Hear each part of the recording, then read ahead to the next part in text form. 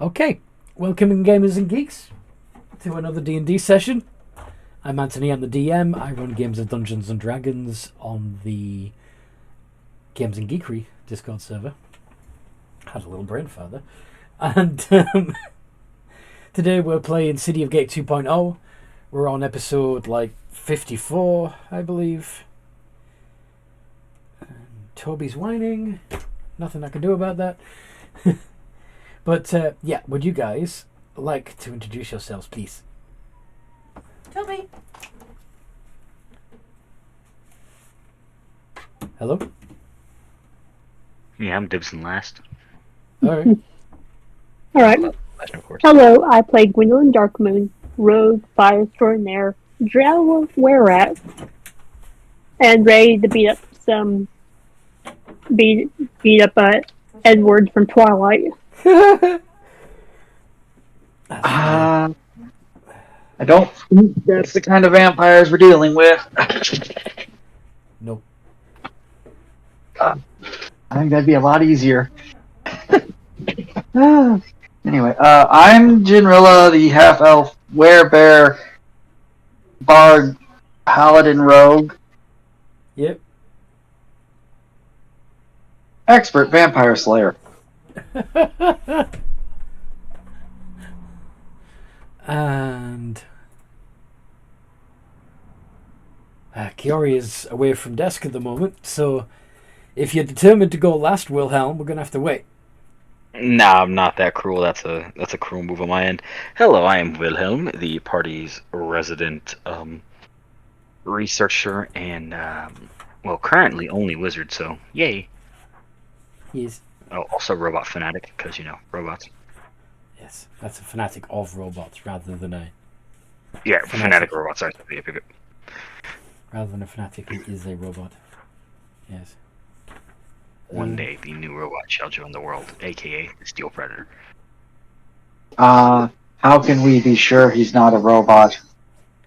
You can poke him if you want. He's pretty feathery, so I mean, not much there besides feathers and skin. I mean, Solomon's a robot, but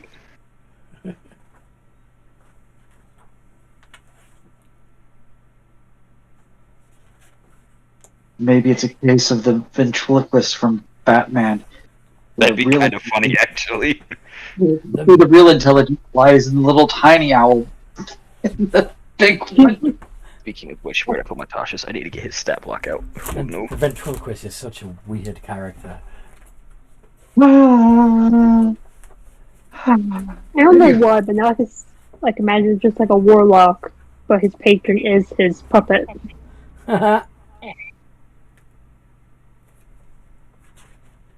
And you're just an eldritch being trapped inside of it.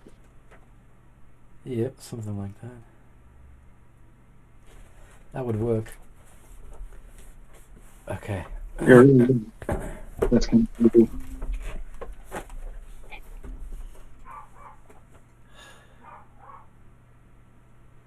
Well, I guess Ellen is outside with the dog.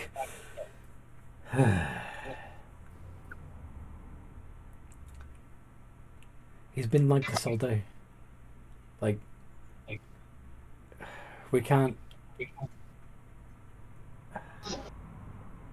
sit down and do anything else because he wants to go out every 5 minutes. Anyway, so Yeah, it's all the attention. Kiori, Ellen is playing Kiori, who is a druid cleric with 1 level in barbarian, and she's a Goliath, and she's been running the herbalism shop. And that's all the characters playing today. Normally we also have Rollish, but they are not able to make it, and that is okay. So, kind of works with this setting because it's sort of not really it's a game within a game. So Rollish's player has just logged off.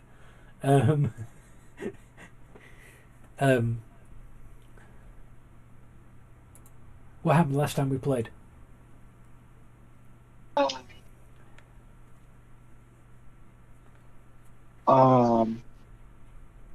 Kiori caught up with the rest of us at the edge of the cave, going deeper into the mountain after we'd blown the whole front business group of the Crimson Chapels apart. And by Yeah. we, I mean Roach. Yeah, destroyed the Crimson Chalice Tavern. Yeah, revealing the caverns behind it. Just blew it all to heck. Yep. We collected some booze, and some blood, to use in different ways if need be. We battled our way down past some enthralled humans, some ghouls, which we were going to go back and behead and or burn or something. But they don't get up and bother us anymore.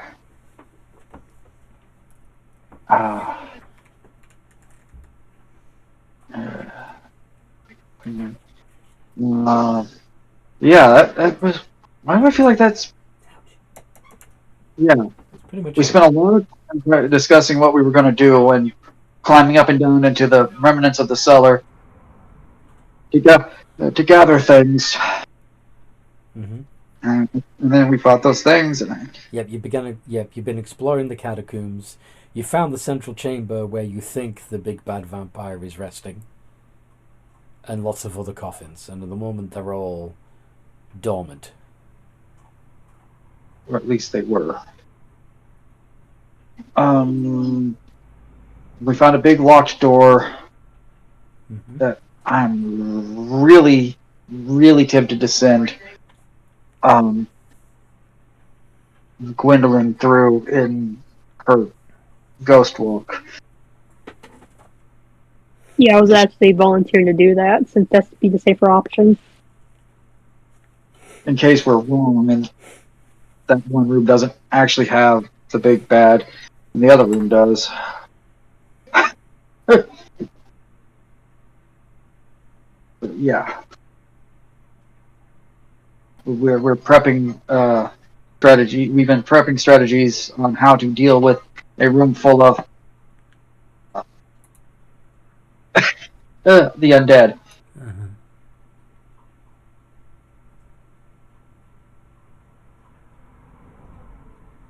Okay. So what do you want to do? What strategy do you want to enact?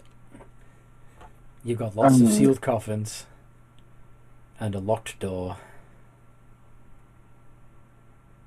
What are you going to do? Gwen, do you mind scouting through that locked door real quick? No problem. Just give me a few minutes, depending on how far down this might go. And Gwen will go,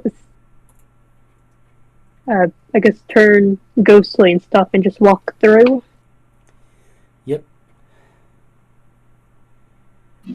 And I guess, keep going down. Oh, what do I see?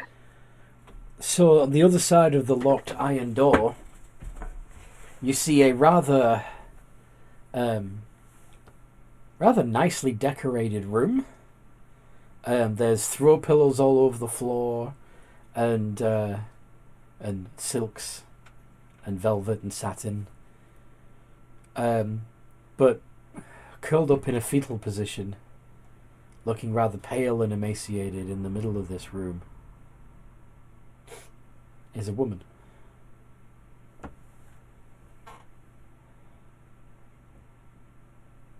Okay, I'm going to investigate her. So, you're going to reach down and touch her and examine her? Or... Okay, maybe perception, that'd be less intrusive. Uh-huh. I'm assuming you're still... Yeah, I'm still a ghost. Okay. So do your perception check. 22. Yeah. She looks You can tell that she's breathing, so she's not undead. And she's just laying there, like, in the fetal position. She looks like she's been... I mean, they're keeping her in this luxurious cell, but she's clearly a prisoner and she's clearly not treated very well.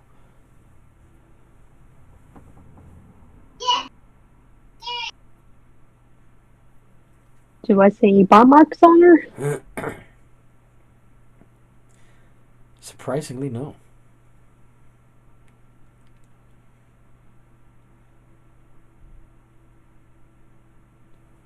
Okay, this is weird. Would you say the Arcana or History to if like what would a vampire keep a prisoner alive for? Maybe you could ask her.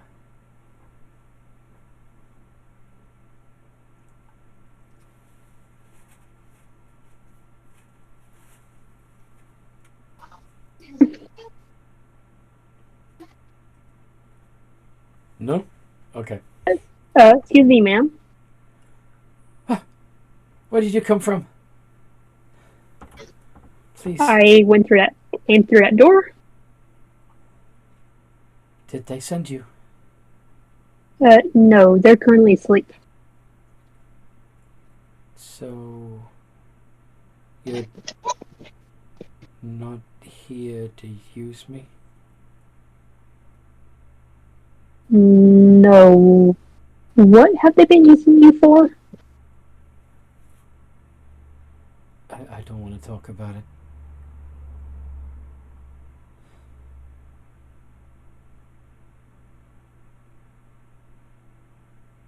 What kind of clothes is she wearing? She's not wearing any clothing at all. Okay, okay.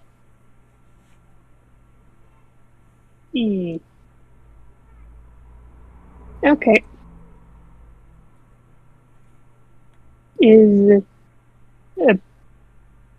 So they keep you locked up in here? Mm-hmm. Oh, right. Hold on, the door over there is still unlocked. Me and my compatriots will get you out of here. Would you? Yes. Oh, thank you. Thank you. Be careful. Don't worry, it's daytime. Is it?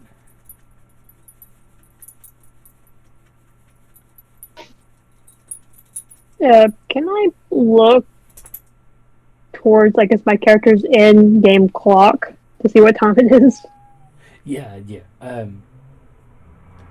Make a survival check.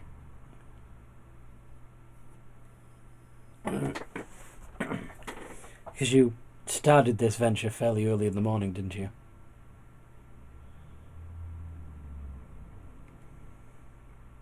Yeah. Yeah. It's probably coming to like 4 in the afternoon by now. So you don't have many hours left until the sun begins to go down. But the sun would still be up right now. This is, after all, the city of Gate, where there's big cliff-like mountain ranges on either side.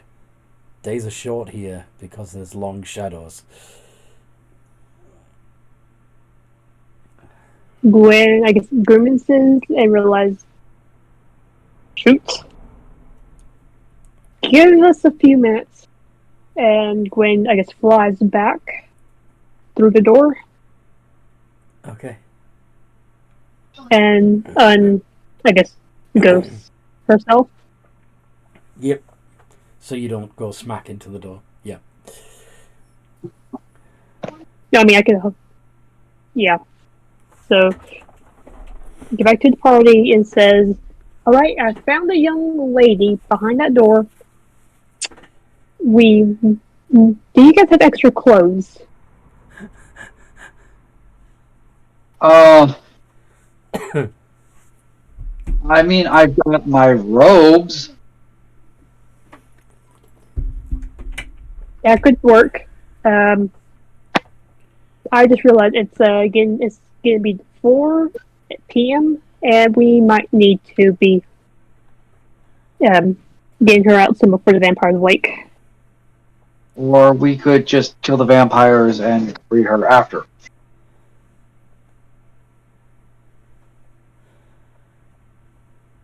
Because the last thing we need is easy prey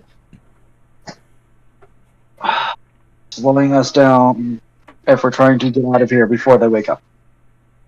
Okay. And we don't, despite what it looks like, we don't know for sure what's going on with her.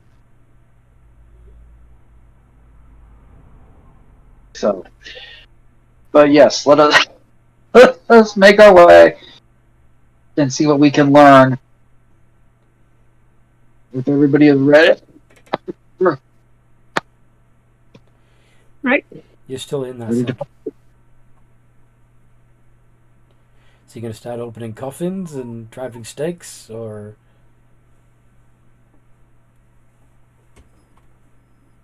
Do we have any stakes? I don't remember. The question is, do they have to be wood stakes? Can bone stakes work? Wood. This is Problem classic vampire The problem is... crap. Well, okay. So the reason why it's called a stake is because it literally stakes them into their coffins. The reason why they can't... with actual, like, real-life vampire mythology, the reason why they can't get their out of their coffin after you've driven a stake through their chest and into the wood of the coffin is they're literally pinned into their coffins by this big wooden stake. You know? Mm-hmm. Did not know that. Very interesting facts. Indeed. Now, I know that's not strictly how they describe it in D&D, but yeah.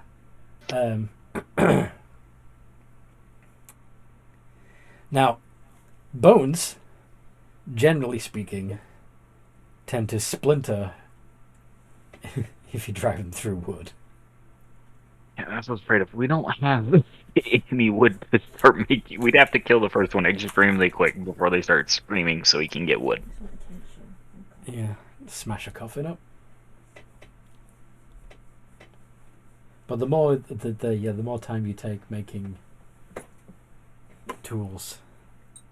Yeah, we're just gonna have to rely on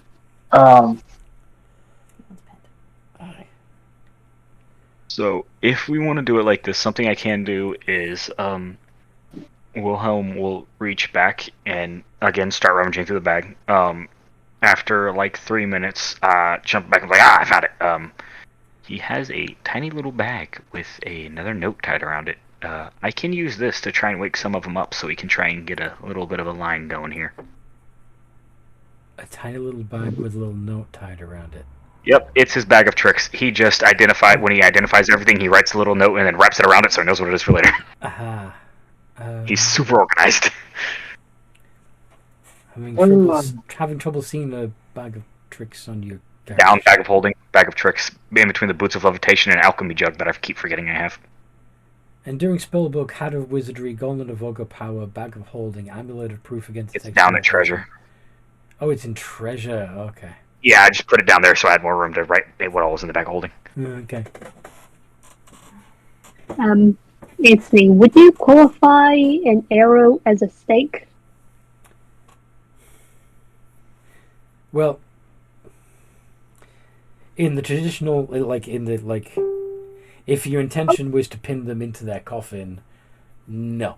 But in that it's going to drive a haft of wood through their heart and trigger the paralyzing effect, yeah. You'd still have to. You can't just stab it through them. You're going to have to hit it with enough force to go all the way through. Does that make sense? Right. So you're going to have to fire it into them, basically. Yeah, just looking through wood carvers told us that they come with a hammer. Mm-hmm. Yep, woodcarver's tools do come with a hammer. Woodcarver's tools would have been perfect for carving some steaks before you did this. Yeah, that's fair. I mean, you knew it was a vampire lair. Why didn't you Yes. build some knows nothing steaks? about vampires, so Sorry? I said Wilhelm does not know that much about vampires. Right. So that's my defense. It's on someone else now. I think Rollish was eager to start blowing them up. I think that's the real reason why you didn't take it. That is fair, yes. time. Because I definitely could have Yeah. searched everything and been like, all right, how do we do this? All right, got it.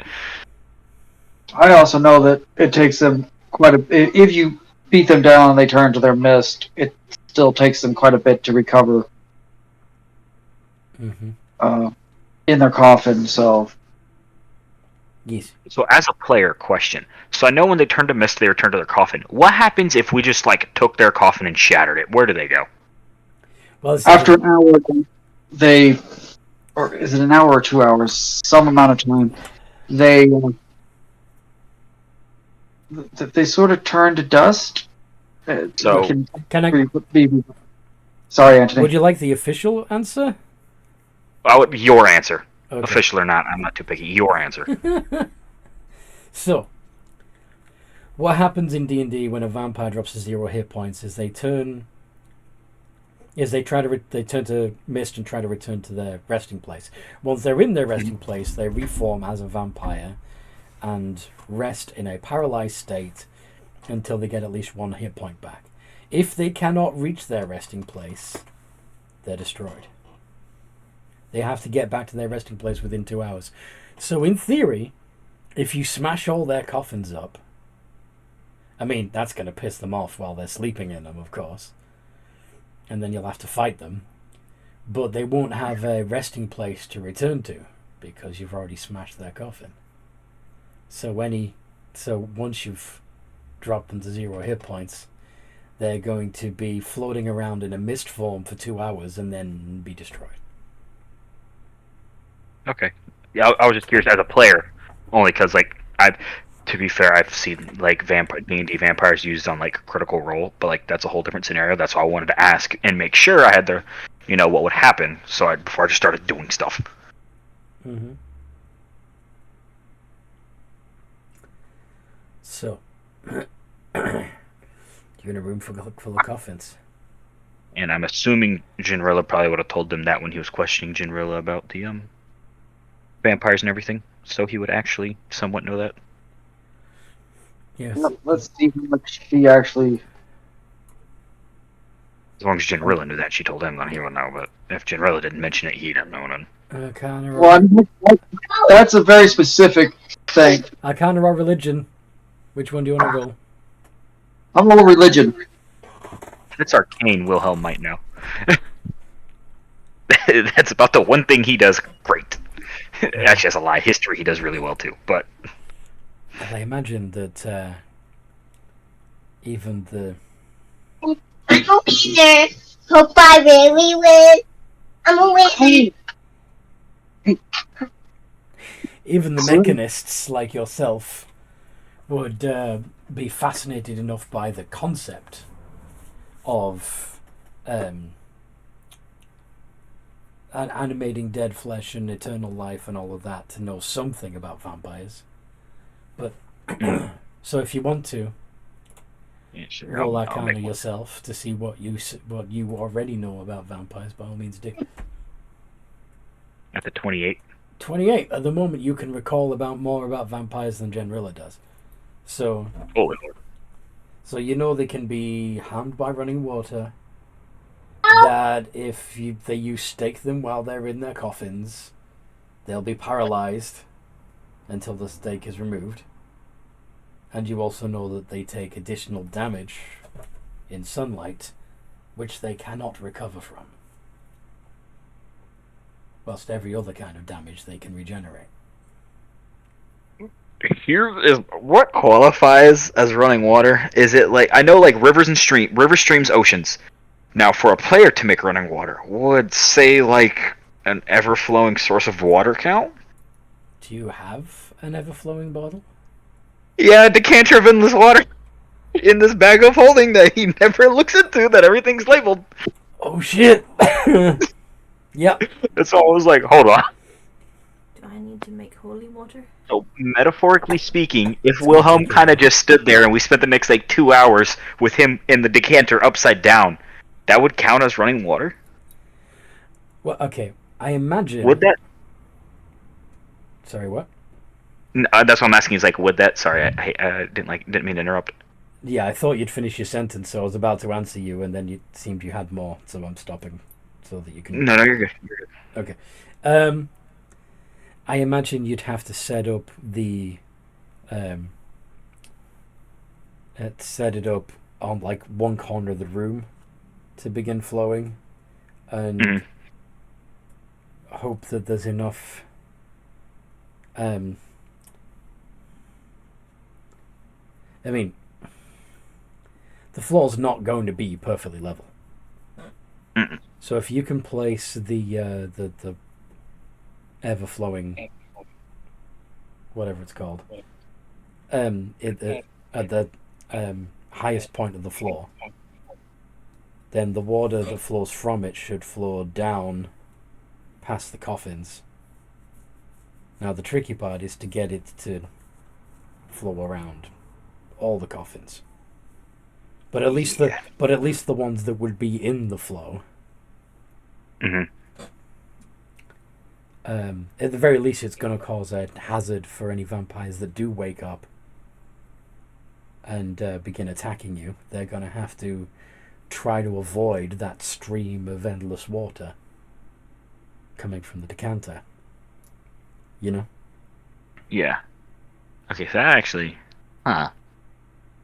So, metaphorically speaking, guys, I can actually have Solomon fly in there and start pouring water. Right above the big coffins and just be like, yes, yes, yes. Well, it's not going to get into the coffin unless you open the lid, but yeah. It doesn't need to get in there yet. That's the thing is, if we can just get it to where it starts to, slowly fill up, and then it's just consistently running, then it's flowing. Yeah. Man, I really need to look at this bag of holding more. In fact, I suppose if you're going to do it that way, you could lift the big tomb lid, say the word, toss in the decanter of endless water, and then close the lid again. Holy grenade! Holy water grenade, baby! Doesn't even have to be holy water; it just has to be running. So we could all we would have to do is Jinrilla. We push open the coffin. Jinrilla immediately holds them down, covers their mouth, and then just water. This is terrible. I love it. Each of the vampires. The big ones, at least. I gotta start looking at this more. Alright, hold on. Let me look what a stupid... Alright, I don't think I have anything else that can help us out here, guys, but those two things. Definitely for the big one. As much as that second one sounds like an interesting idea, I don't know that we'll successfully get it done before everything starts waking up. I think having it surround as many of the coffins as possible, and they have to use the regeneration to take care of the acid damage from the water. When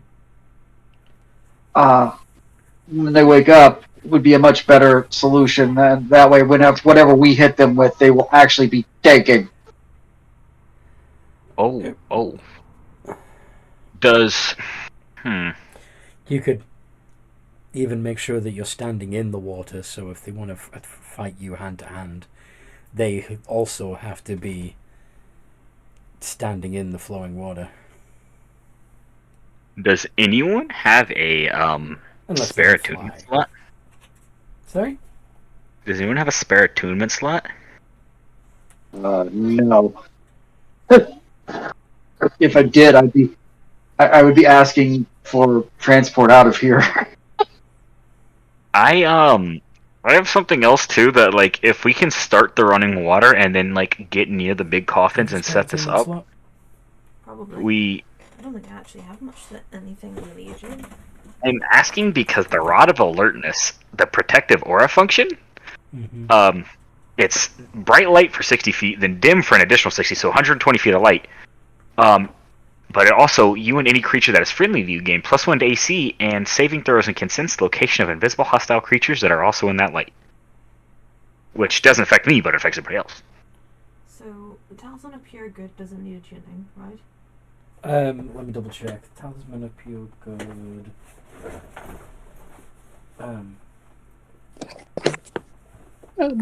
What kind of light did you say it was giving off rollish? I mean, not roll. I mean, Wilhelm. It's bright light for 60 and then dim light for an additional 60. So 120 feet of light, but the far part of that is just light, like gentle light, nothing crazy. That's a shame it's not sunlight.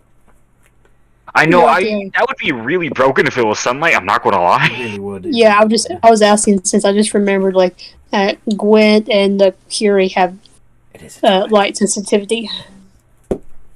Yeah. That is. Oh, then yeah, never mind. That like blinds you guys. Yeah, because it's bright light, not like gentle the light. drow are gonna have trouble with that. Yeah.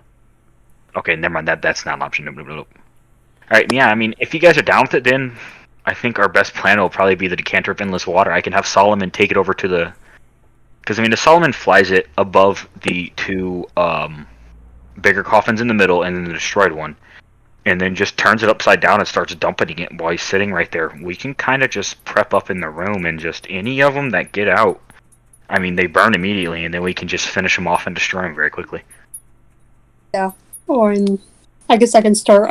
Trying to shoot arrows through the coffins. In the case of the wooden ones, yes. You can try and break through the wood and through the vampires that are inside. Absolutely. I'm gonna be closer to the stone ones. The stone staff covered Yeah. eye. I'd probably be near the ones in the middle, so I can be near Solomon to make sure he's okay. I don't need Solomon 9. I honestly, not that many of them would have died if I would have realized how many of them are, how much HP they have. Toby. All right. Well, this sounds like a good plan. Alright, Wilhelm is kneeling down and explaining to Solomon what to do. Take water, fly over the big coffins, turn it upside down, but stay there.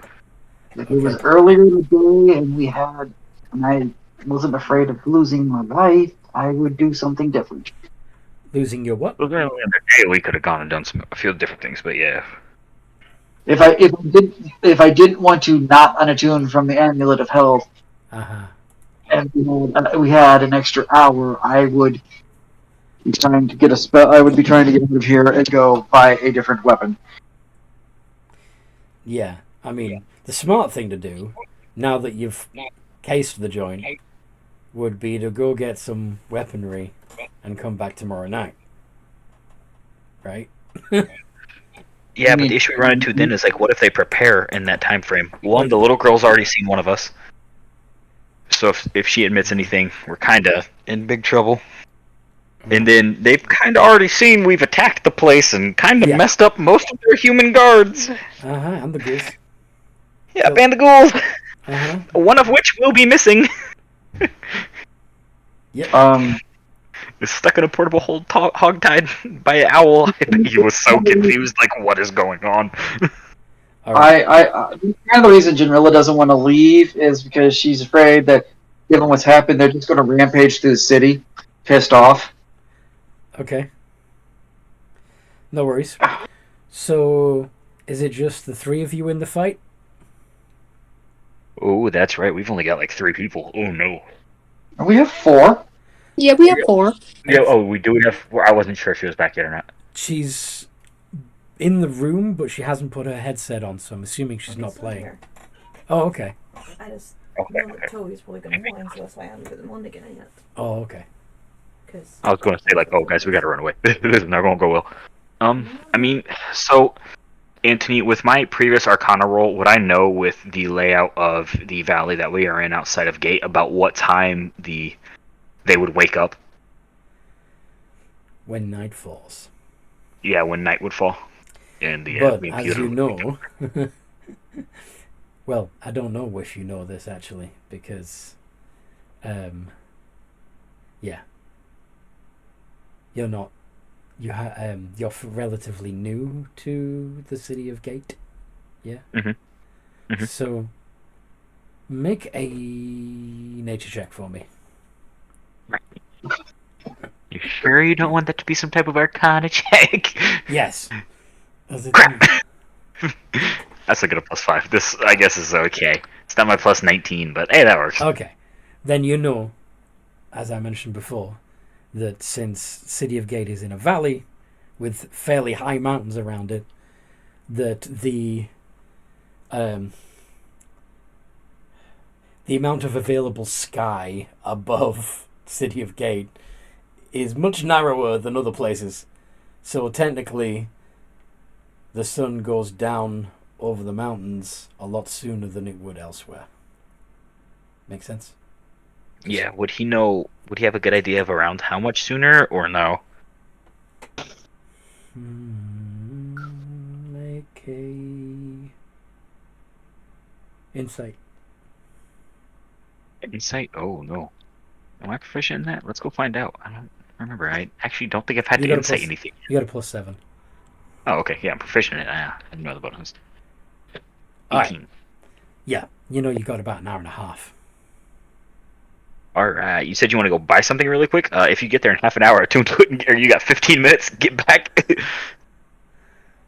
would 'Cause I only almost take me longer than that to do that, I believe. Yep.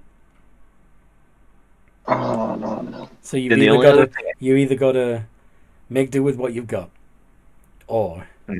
go away and plan a bigger assault tomorrow. But knowing that they too will have time to prepare for your coming back, because when they wake up, they'll know that some shit went down. And Right. you've been walking around the place. Flying. They'll be able, Go on. there's a chance they'll be able to smell us. Yeah. So, alright, so here's the thing.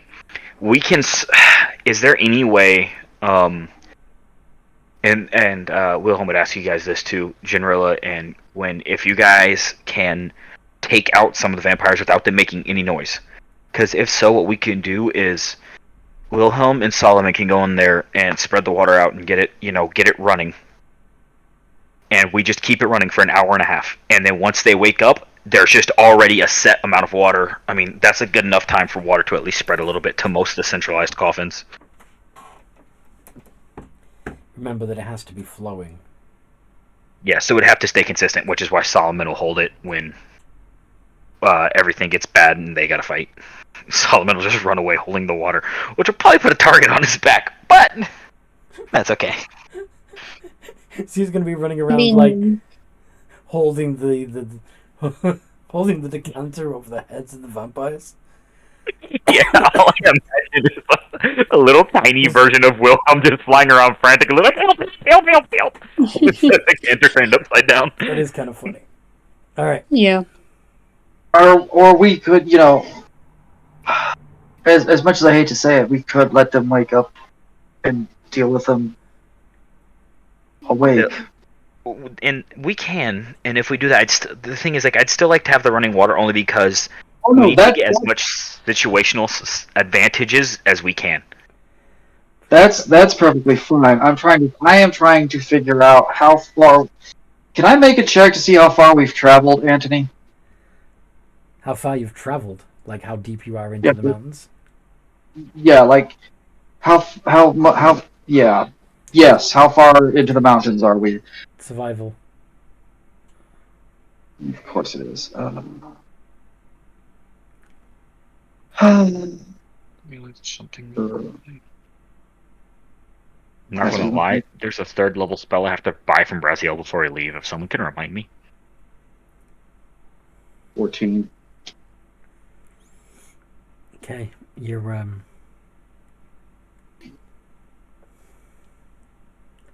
you're still gate side of the peak. Does that make sense? Yeah, I was kind of trying to figure out at my fastest move, if I did everything I could to move quickly, how long would it take me to get out of here? And How fast can you move? At your fastest. if I do everything I need to, I can crank my speed up to 50 feet base and double dash. So So 150. 150. Okay.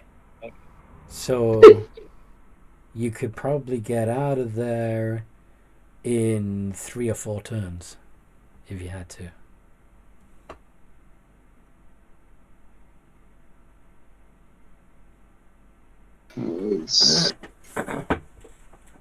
I'm Now- really.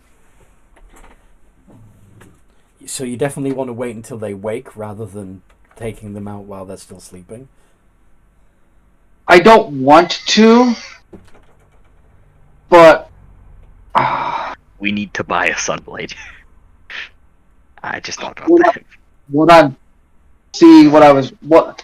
gonna tell you all what I want to do. I want to go I want, as much as I hate going to shop at him, I want to see if Braziel has a Sunblade.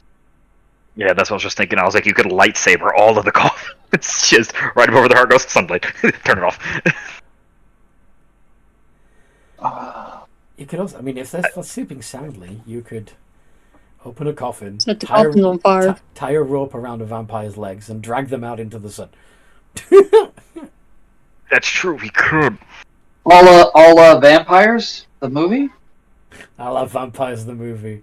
That terrible John Carpenter's vampire movie. Yeah. So how fast could you two, like, if we kind of did something like that, except instead of tying them up, you guys just like immediately like assassinated the thing? Do you guys think you'd be capable of wiping out in like one go before it can make a sound? Well, Depends this on is the. It depends. If you had stakes, Depends. you could paralyze them with one blow. You wouldn't have to kill them. That makes sense? Yeah. Well, Yeah. after the first blow, it wouldn't be able to scream. And then you can finish Yeah, it off. just need to get like my arrow idea. Just shoot him in the heart. Open a coffin, then go in right there with a bow. Hello, good night. Yeah. I mean, if that works, we can, while Solomon is spreading the water and stuff, and Wilhelm can just keep a little bit back. If you guys can just open them, paralyze them one at a time, and we can try and get some progress on them. That way we've got more of an even playing field when the going gets tough. Tough get going. So that sounds like a good plan. Wilhelm, you and Kiori are probably strong enough to open most of the coffins. In the meantime, one other idea. Kiori has a staff, a quarterstaff. With your wood carving tools, you could at least sharpen the end of it. You could stake a vampire, chop its head off while it's paralyzed, and then move to the next one. Because... I do have woodworker's tools, don't I? No, I don't. No, you don't, but I believe Gwyn mentioned she has wood carving Yep. tools. And I currently have proficiency with them. Yes. Can you sharpen my staff, please? Gladly. Pull out tools. Alright. I am sending Solomon in there with the decanter of water to begin his process of pouring. Once I find my Tasha's, I'll roll his stealth check. But I lost it again. Oh, there it is. Every week I lose Tasha's. Just a straight proficiency bonus roll, or do I can put like a It's usually... performance in? Yeah, performance would work, I suppose. Although you're not trying to make a work of art here. That's fair. Make it... Okay, what are you going to say? I was gonna suggest Dex plus proficiency for. So was I. So that would be a d20 plus 12. Right?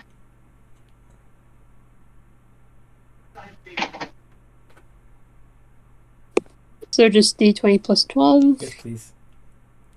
Okay. 28. Awesome. You now have a sharpened quarterstaff, Kiori. Yep. So, when you guys are ready to open your first coffin, Kiori can be there to stab him through the chest as soon as you lift the lid. Like, question, who's going to cut the head off? I can. Well, if you're holding the... Okay. Oh no, I'm holding the thing. I'm gonna have these 2 hands, aren't I? How about we do it this way? Wilhelm, open the lid. Kiori, stake it. Gwendolyn, you cut it off. I'll stand guard in case anything wakes up while we're doing this. Okay. Sounds like a plan. Plot short sort of sharpness.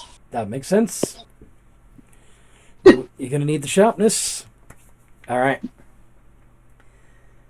Are you ready? By the way, that check was Wilhelm or Solomon's stealth check for while he flies up and above the 2 bigger coffins begins to pour running water. Does Solomon himself speak the command word, or? Oh nope, it'd have to be me. Never mind. You could speak it before he starts flying. Yeah, I'll speak it before he goes off. Yep. And the command word is agua. I will forget that later, but it's water, so Okay. I hope I don't. Yeah. Okay. The water begins flowing. What? What on earth is going on? Everything all right? Sorry. Random cough. Oh, it was Oh. a cough. Thought you were getting freaking murdered.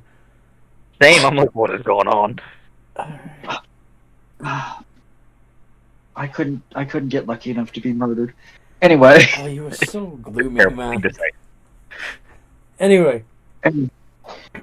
Off we go to attempt to kill our first. First vampire.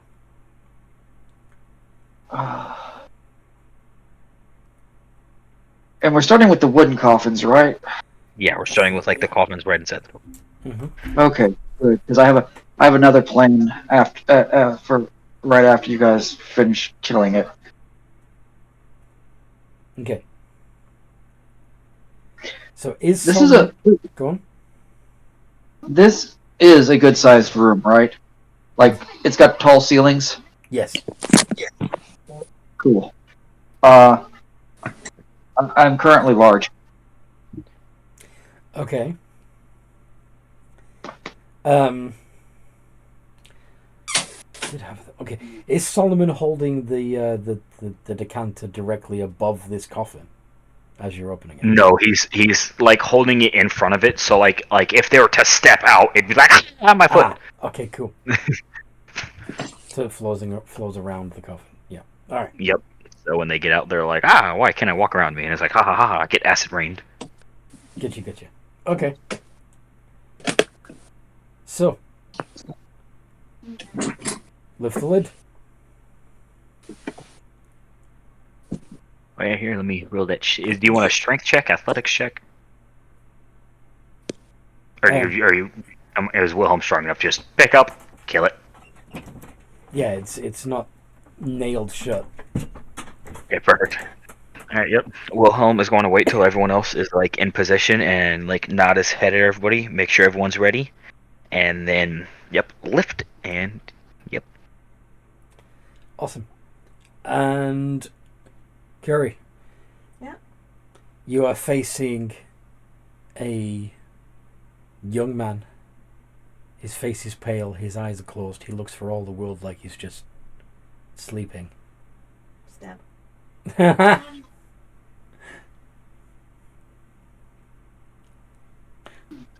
Alright then, roll the hit with advantage because, of course, he's unconscious. I had no idea what's going on. So, plus 11. With advantage. Using it two-handed, so...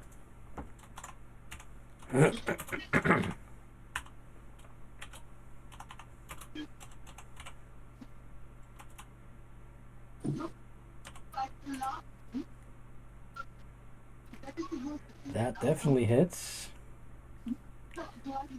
You do a D8 plus 4.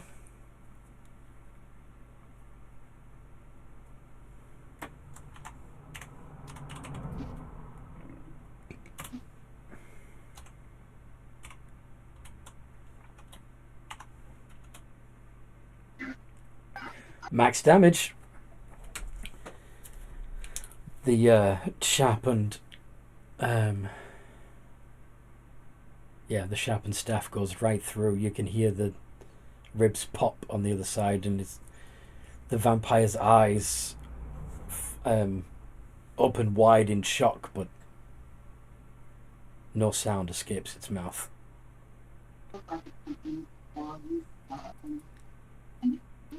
Gwyn.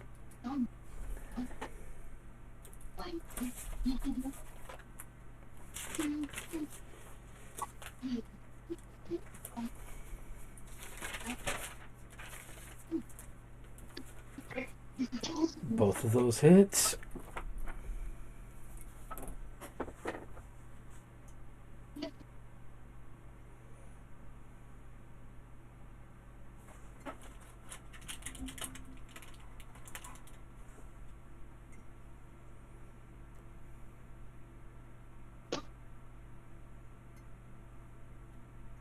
Sneak attack because, yeah. Yeah, you had advantage. Yeah. 43. You didn't get a crit on it, did you? No. I was hoping that would have been epic. Okay. So it's got 2 great gashes across its neck. Its mouth frozen open in shock. But it's not. I guess again. This time I'll actually use my offhand.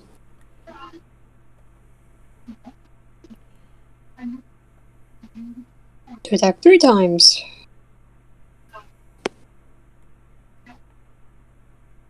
I'll do it. There's a nat 20. Yep. So that means you get to add, because you're doing the sharpness one, right? Yep. You get to add some extra damage as well as, of course, doubling the dice on that hit. Yep, and I need to roll another d20 to see if I can get another nat 20 to decapitate him. Is that how that one works? Hold on. I think that's a Vorpal Blade, isn't it? And let me double check. Maybe not like decapitate, but like a limb. Sword of, I'll remind myself what the Sword of Sharpness does exactly. Oh yeah, right, yeah. You do an extra 14 slashing damage, and then you can roll another d20. And if you do, you manage to remove a limb. Yeah.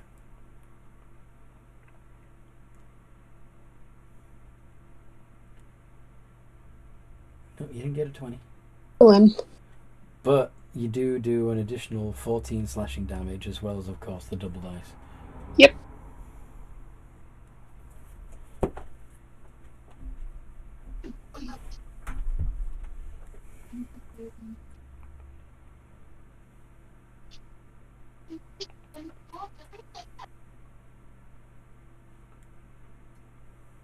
Plus 16d6.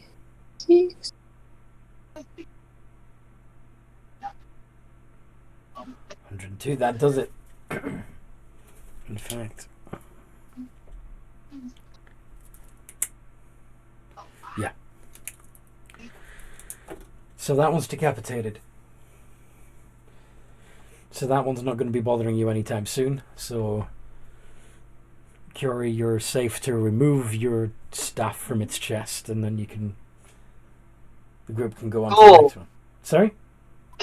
Can I use my immense strength and bear claws and whatnot to rip the coffin apart? Make sure to do it quietly. so that it doesn't have a resting place and therefore the vampire is destroyed rather than just quote unquote dead. Yes. Would you like me to make the athletics check, or is my passive 24 enough? I want you to actually attack the coffin. Oh. Okay. D. Plus. It's at least that's a 14.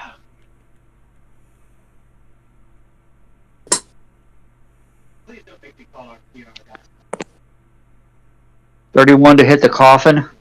That hits. Crap! What is a werebear's claws? Imagine if you said that misses. Haha. No. Um. Wood only has an AC of around 14 anyway. Hold on. I gotta find something now. Because I don't ever use them. You want to know the clause for the werebear? Yeah. I think I can get it. There you go. Oh. 2d8 slashing damage, plus of course your strength modifier. Okay. And you can do 2 claw attacks as a multi-attack. Oh yeah. Technically, because of my classes, I can actually attack 3 times. Okay. I forgot. Oh, that's the wrong amount. You can. I'll even let you bite claw if you want. No, I'll just attack with. Because the bite does 2d10. Okay, then I'll attack once with my bite. Do 26 and 22 hit? Yeah. 2d10 plus 4d8 plus 7, 14, 21. 50. Yep. That coffin's been reduced to splinters. The vampire is now lying in a stream of water, slowly losing even more hit points.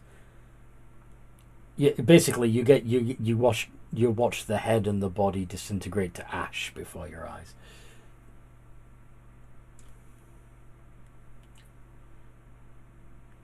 Next one.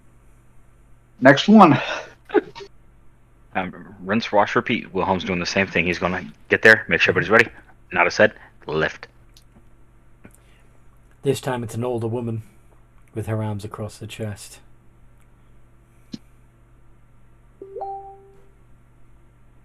Curie? Stab.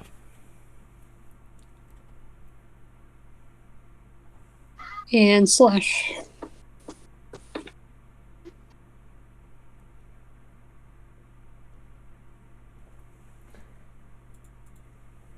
Yep. Where was the... There it is. Yeah.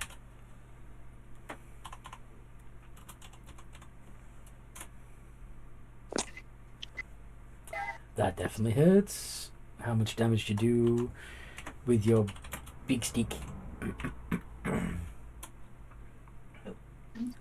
Plus 4 is 10. Nice. Go at him with the sword.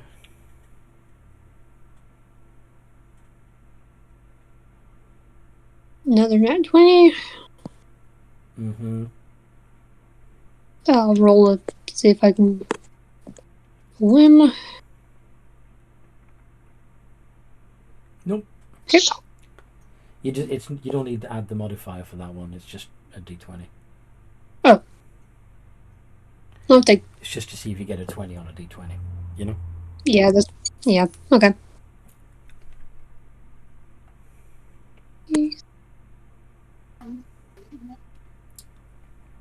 Nine. Add the extra 14.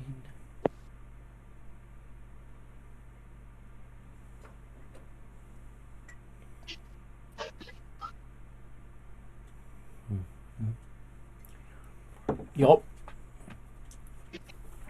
Another one loses its head. Well done. And Once again, you're we're going to smash the coffin. Sorry? Yeah, once again, I'm going to attempt to smash the coffin. Mm-hmm.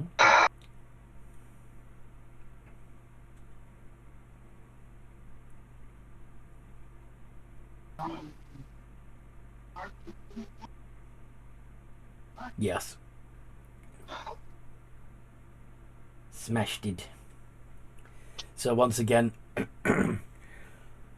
the paralyzed body drops into the flowing water below, dissolves away to ash, leaving this spiky long staff available for another spiking. Next. Next. Next. So, your little familiar moves with the water. You open the coffin up. A young girl.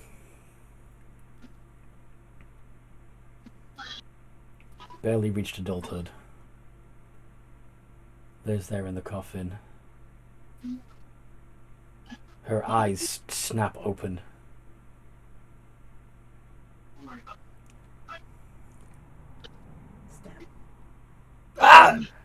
Fury? Yeah, like the second her eyes snap open, Wilhelm probably would have like slammed a hand down to shut her up. She's like, no.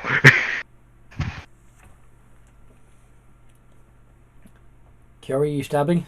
Yes, I said it was. Okay, I was.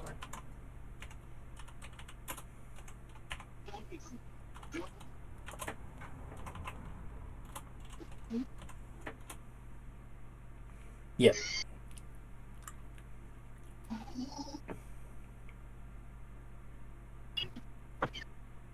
Ah, Okay. How much damage does that do?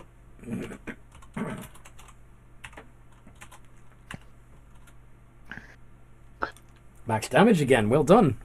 Nice. God. Sorry? I said, dear God, we're just pelting them with the staking. The moment they wake up, blind.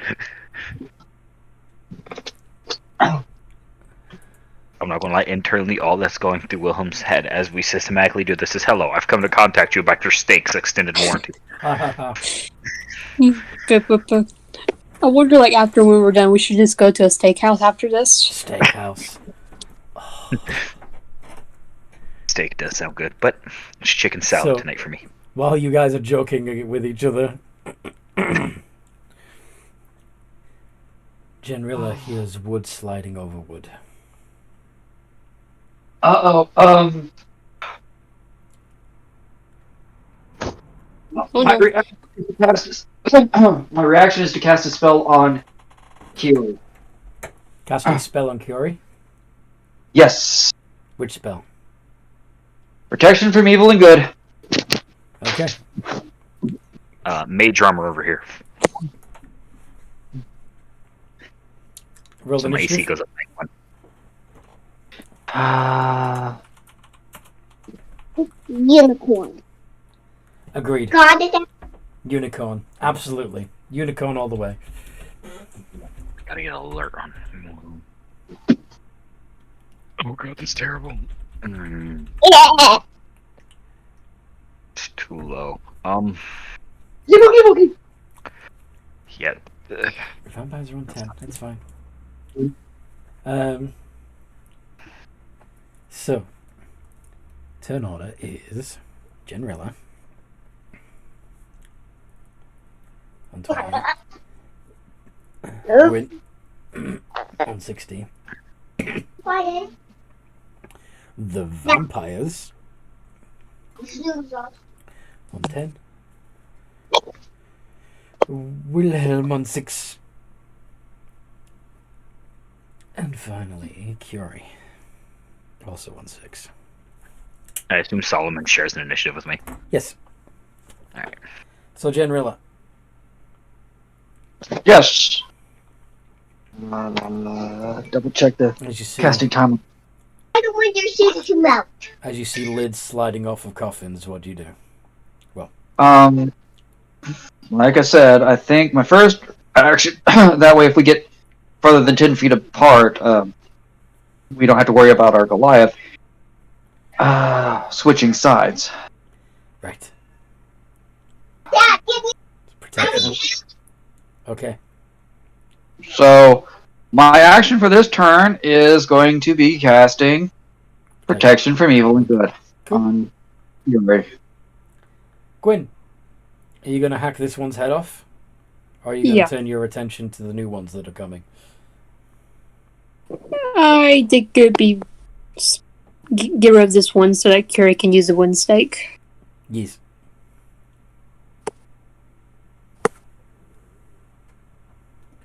Yeah, fly.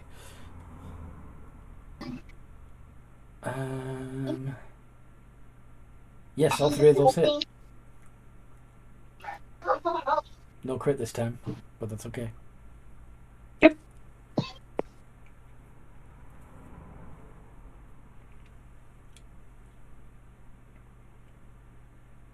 $47.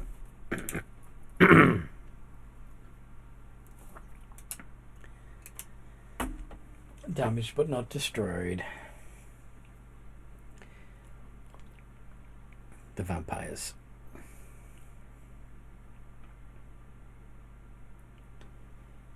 So, 3 of them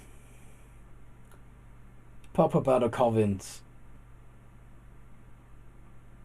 and float over to you all unnervingly fast.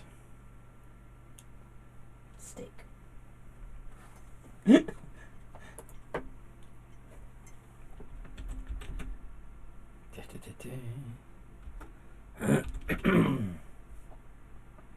Now,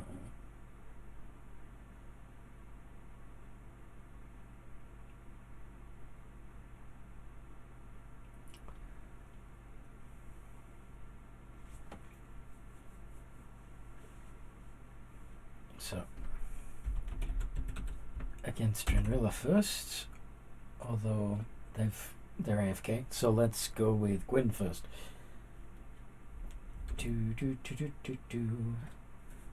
Let's see if 22 and 10. Do either of those hit? The 21 does. I mean, yeah, 22. Okay. So they've grappled you. And then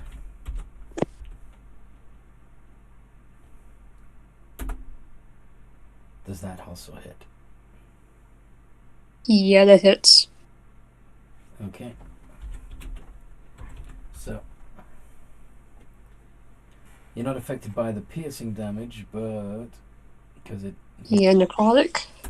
But you take 2d6 necrotic damage, 8 points of necrotic, Crit. and need to make a charisma save.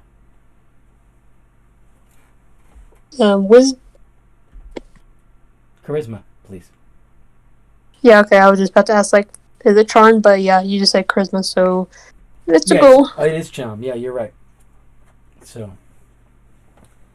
this is a unusual stat block for a vampire. It's called a blood drink vampire.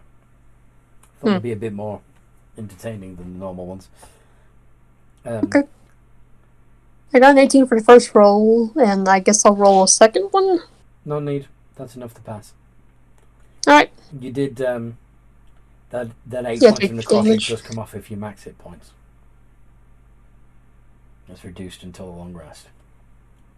And another one's going to come at Wilhelm and do a similar sort of thing.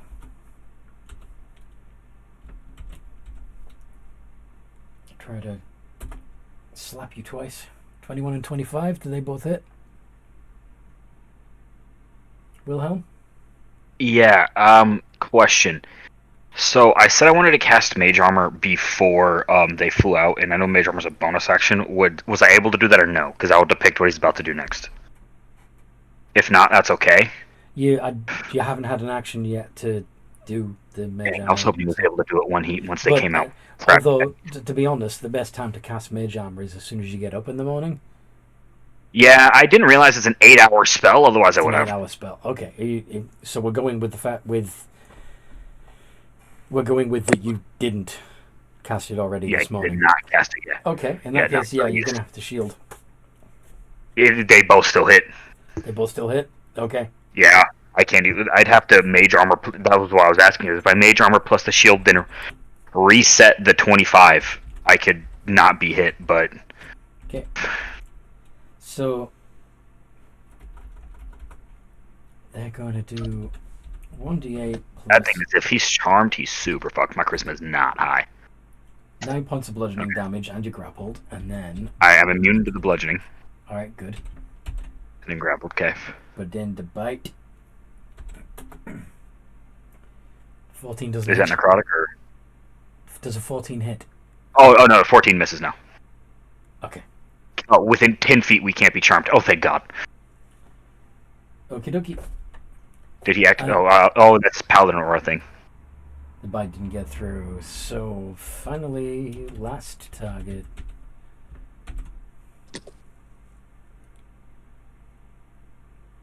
That they're going to focus on. Genrilla. No. 19 and 8. Neither of those get through, do they? Nope. Alright. So they can't do their bite attack because they didn't get to grapple. Well, I suppose, since they didn't get to bite attack, they could make a third attempt to grapple. No, that doesn't either. Alright. So those three. Yeah.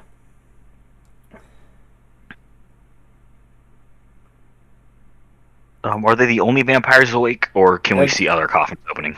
They're the only ones that have emerged so far, but yeah. I'm not worried about leaving that 10-foot radius then. You do hear movement elsewhere.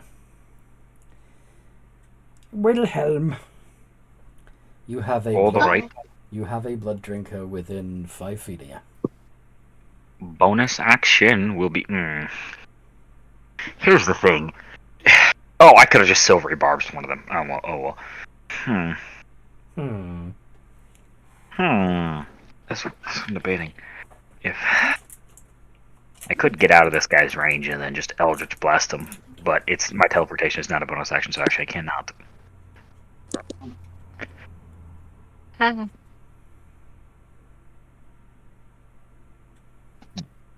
Yeah, I think he's within 5 feet. I don't trust that to hit as well, but it's still a +9. How many Eldritch Blasts can I shoot this level? It's like 4 or something? Isn't something like stupid? Let me see. I have Misty Step, but Misty Step's an action, isn't it? Misty Step is a bonus action. So, at your current level, you can do 4 beams of Eldritch Blast. It would be at disadvantage because you're within 5 feet. Alright, then to avoid that disadvantage from 5 feet, he's going to bonus action teleport 30 feet up. You're going to use your Misty Step? 30 feet Yep. up? Yeah, he can fly, so.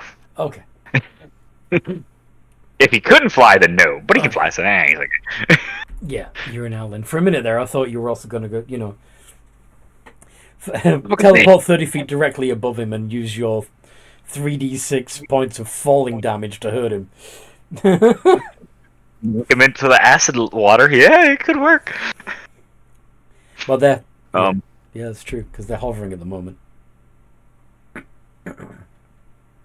Yeah, so he will teleport 30 feet up, then exclamation RR for space D20 plus it's 9 to hit, right? 9, yeah. Proficiency plus charisma, so 9. Those are all terrible. His defense, he's never used Eldritch Blast before. He's just like, what Luckily, the fuck is they can't use parry on a magical attack, so the 18 gets through. 18 gets through. Alright, that's only 1d10. Yeah, why didn't I just toll the dead? Because I'd resist it. They are resistant It's to totally necrotic. necrotic. Yeah. Oh yeah, it is necrotic, ain't it? All right. Yep. And he's just hanging out up here, just enjoying his day. 8 points. Curie. So the vampire that's you've currently got your staff in hasn't been finished off. So if you remove your staff, it ceases to be paralyzed. But your friends are all getting attacked by vampires. I have a question. Mm-hmm. The stake has paralyzed him there. Mm-hmm. So I could, theoretically, keep the stake in his or her chest and lop the head off with my glaive. Glaive is a two-handed weapon. But I suppose you drove it in far enough so it would probably stay in the chest. Yeah. You could also put a foot on the body to hold it in place while you swing your glaive if you wanted to. Make sure the weight of your quarterstaff doesn't make the body move, Yeah. I could also use a spell. You could. Like Dawn. You could. But you're already concentrating on Dawn, and that's blocking the entrance. Okay. Because if you remember correctly, you found 2 rooms full of coffins. Yeah. And you wanted to make sure that while you clearing out one room, you didn't get attacked from behind. Okay. That makes So, sense. so your Dawn is currently keeping a second room full of vampires from coming in. Yeah, so yeah, I'll hold the body in place and then attack. Swing with the glaive. Yep.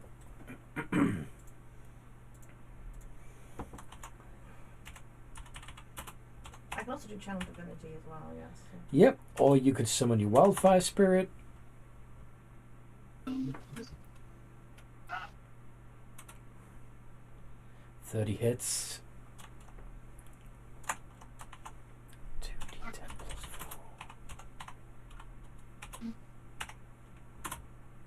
4. Did you ever get your large glaive enchanted? Possibly. Thought you did, but I don't see anything changed on the Yeah, I glaive. thought we did. Do you guys remember if she... Yes, that's what she got when we saved Braziel from the Glabazoo. What did she have it turned into? I honestly think it's just a +3. +3. Okay. And in that case, that would have been 18 points. +3.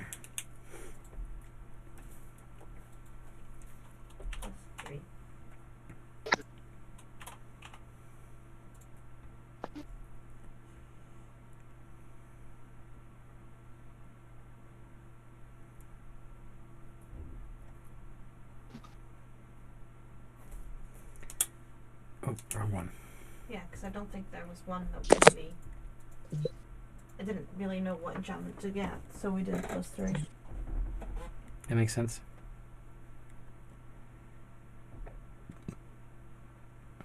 Yeah, I think I just said make this magical, and he did. Yeah. Alright.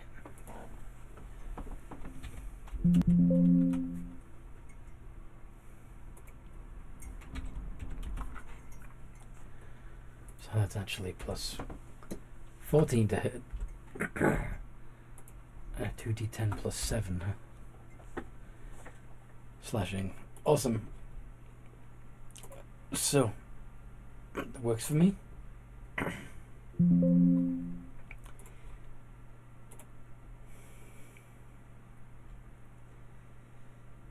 Alright. And then turn passes back to Generilla. What'd you do?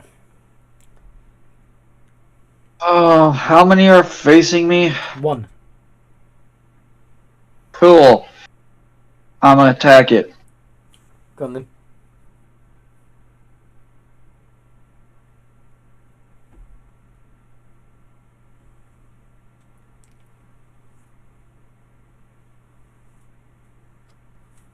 Oh no. Make sure I have. don't wanna burn too much because I have a feeling I'm gonna need it for things down the road. But I also don't wanna play hopscotch with this thing too long. Sorry, making sure I have the right bonus. All right.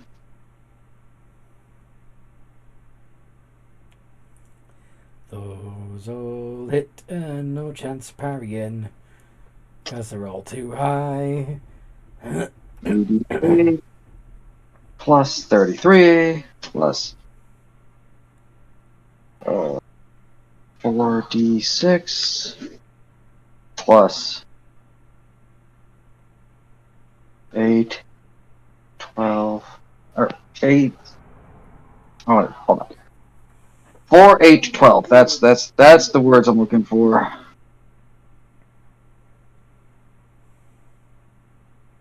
Yeah. 3, so the 3 second level smites. Or 110. It down.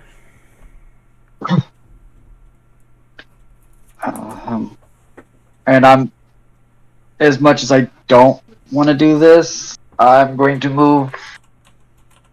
Because I know they're coming, I'm going to make my way towards the bigger coffins. Okay.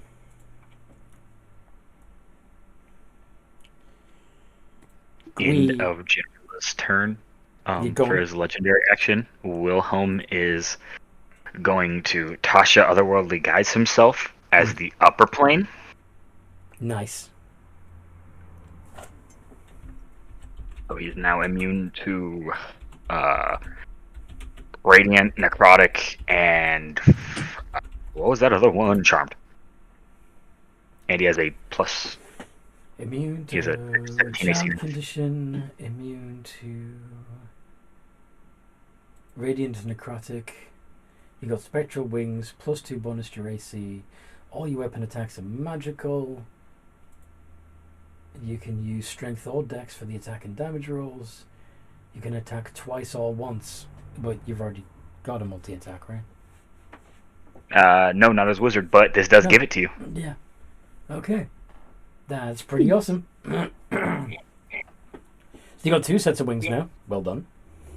Yep, double wings. Wilhelm's new goal is to make these permanent. Yep, that's it for him. After he does that, can I use, I guess, my legendary action Before your to, turn begins? Yeah.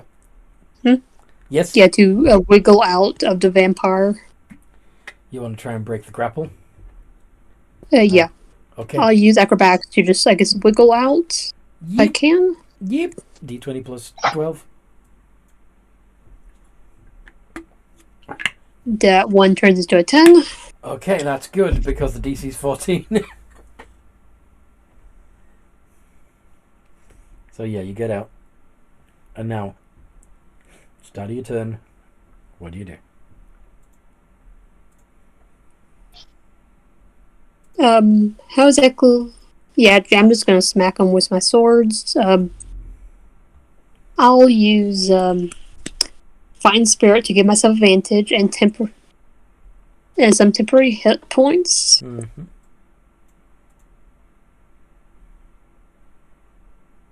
And smack this Smack that. vampire. That's a crit.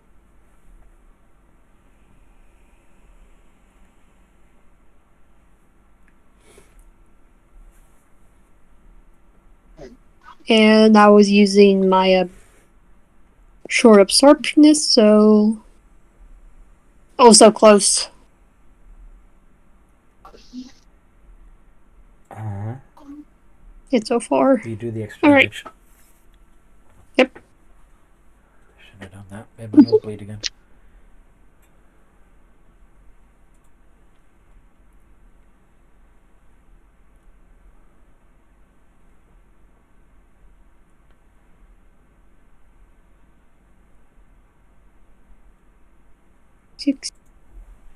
D6.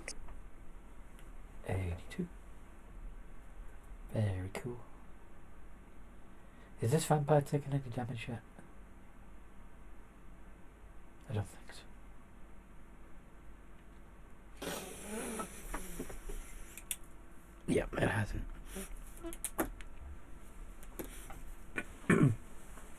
Do you have any tissues over there, honey?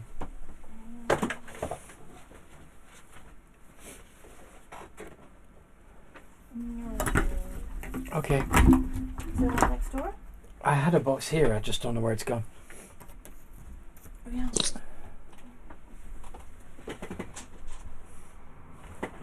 Anyway, You could take them next door, probably.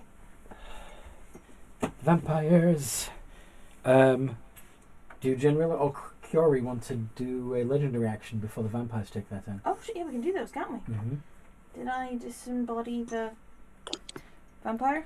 It's got like a couple of hit points left. Then can I just do that then? While I look for Swing your- tissues? Yeah.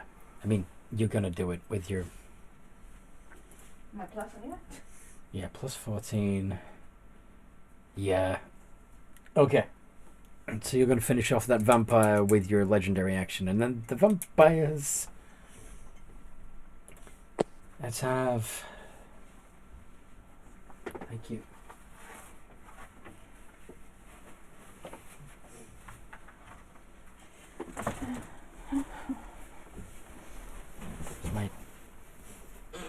Got a cold. And, You shouldn't have nosebleeds if you take them. no, but I'm prone to nosebleeds anyway because of problems with my nose. Before you make the joke, no, it's not Coke. Just have lots of little blood vessels in my nose. Anyway, vampires. Let's have another...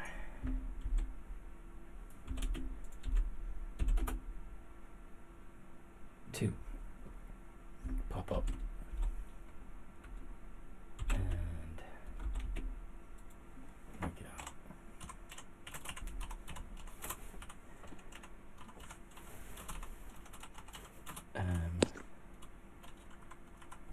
So that one's down.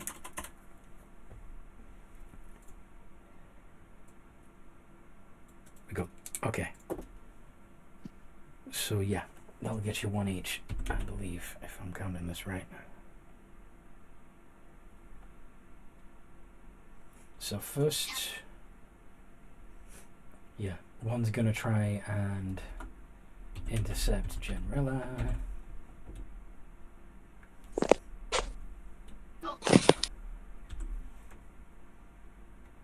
AoE? In reference to what?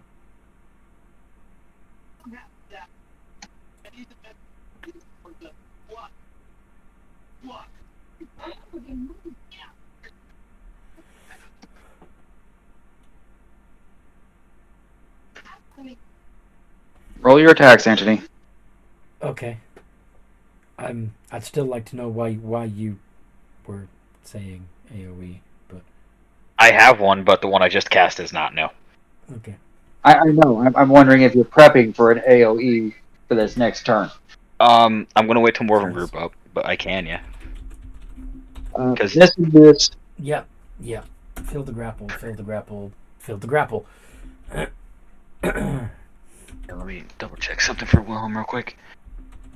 The, Yeah, I have a few AoE spells, but not many I'm comfortable, because some of these are not Dex saving throws, so you guys won't be able to avoid full damage. The one that is attacking Gwyn is going to try again to grapple her. We grappled. Does the 24 hit? Yes. Okay. And 25. Yeah, that hits. And that's another 6 points necrotic. You have made today. Just hear him in the background. The one fighting Wilhelm will try to grapple Wilhelm. there you Oh, did one fly up to Wilhelm again? Yeah, it can fly. These annoying little buggers. Yeah, 24, I'm pretty sure, even if I shield. Hold on. Yeah, because let's see, that made my AC 17, so yeah, I'd have to... Yep, that hits. And plus 7. 26. And are you... For what? Sorry? Oh, if that bite does necrotic, he's immune. Same with the piercing damage. You're immune to necrotic? Yeah, that's what that thing does. The upper planes turns him immune to necrotic. That's why I did it. Immune, yes. Okay, I thought it was just resistant. Yes, so the bite doesn't do anything, much to the vampire's frustration. Because you don't take piercing damage either, do you? Nope. I'm a really over-prepared wizard for some reason. That's cool. And the other new vampire is going to go for Kiori. Triplet. Little white. 14 and 17. Do either of those hit? No, they don't. It's going to make a third attempt to grapple. 21. Okay. So you grappled. Wilhelm.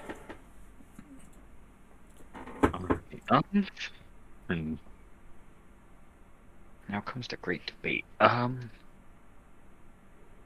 So one is like right on top of me.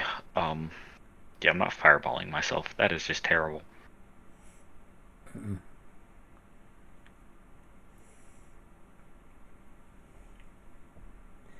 Well, that would be a good way of getting rid of a lot of those wooden.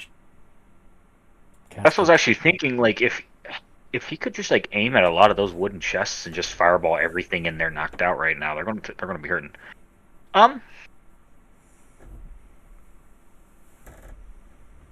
Yeah, he's gonna. This guy doesn't have him grappled, does he? He's just kind of aggressively striking him. Failed to grapple you, I believe. Oh, was that the first one? Yeah, I think. Yeah, I do believe that was a miss then. Yeah, no, that was the one that hit. Actually, was the first one was with 24. Oh yeah. Or wait. And then yes, he did grapple you, but the bite didn't do anything. Yep, that's right. Okay. So yes, you can't move at the moment until you break the grapple. Okay. This can go funny in a couple ways, but he'll just leave the guy right there. Does he see a whole bunch of these wooden chests just grouped up? Do you remember the floor plan that I sent? Oh, the drawing that your little sidekick made. Yeah, that. I remember a little bit. I'm trying to remember if you sent it in chat or no, you didn't. Dang, I was hoping you sent it in this chat so we could save it. But yeah, I generally remember. I'm pretty sure it was just like all of them, just like in rows leading up to the main like 3 set up in the pedestal, and then the one on the right I think was like completely like broken or something. If I remember all the way. Does that sound right to everybody else? See if I can find it again. It should still be on my phone. There it is. Boosh. Campaigns. So, oh, okay, yes, I had a general memorization right. So it'd be probably fair to assume where in the. I imagine that you're like halfway down this first row. Of course, Genrilla has marched towards the stone tombs. Okay, so assuming we came in and we went right, he will go for the biggest group of tombs he can get, of the tiny guys. And he's going to kind of cast Fireball over there. And then get a dexterity saving throw from all of them. Oh, they're asleep. Well, the ones that are asleep can't. But, now this is about... And if possible, he would try to angle it to where... Gwyn, if you make the dex save, you can use that rogue thing and take 0 damage, right? Yeah. Okay, so if it hits any of his teammates, he's going to aim it to where it only hits, like, Gwyn. Genrilla has the same effect. Oh, okay, do you? Okay, and if he can probably hit both them and then, like, most of the coffins, that way he's got the least chance of hitting Kiori. He doesn't want to hit her and her take damage from him. That would be appreciated. Okay. Glad to help. Be a good wizard. Don't burn teammates. 101. Alright. So...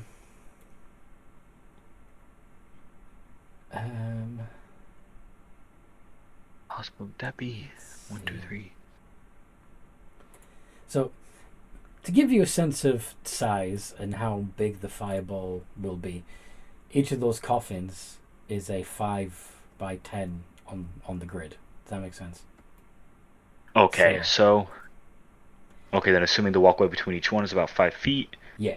he can only hit about. You can. I mean, if he can hit those 4 corner coffins then, and see if he can catch any of the ones that are currently up and moving already, he'll do that. Would that be possible?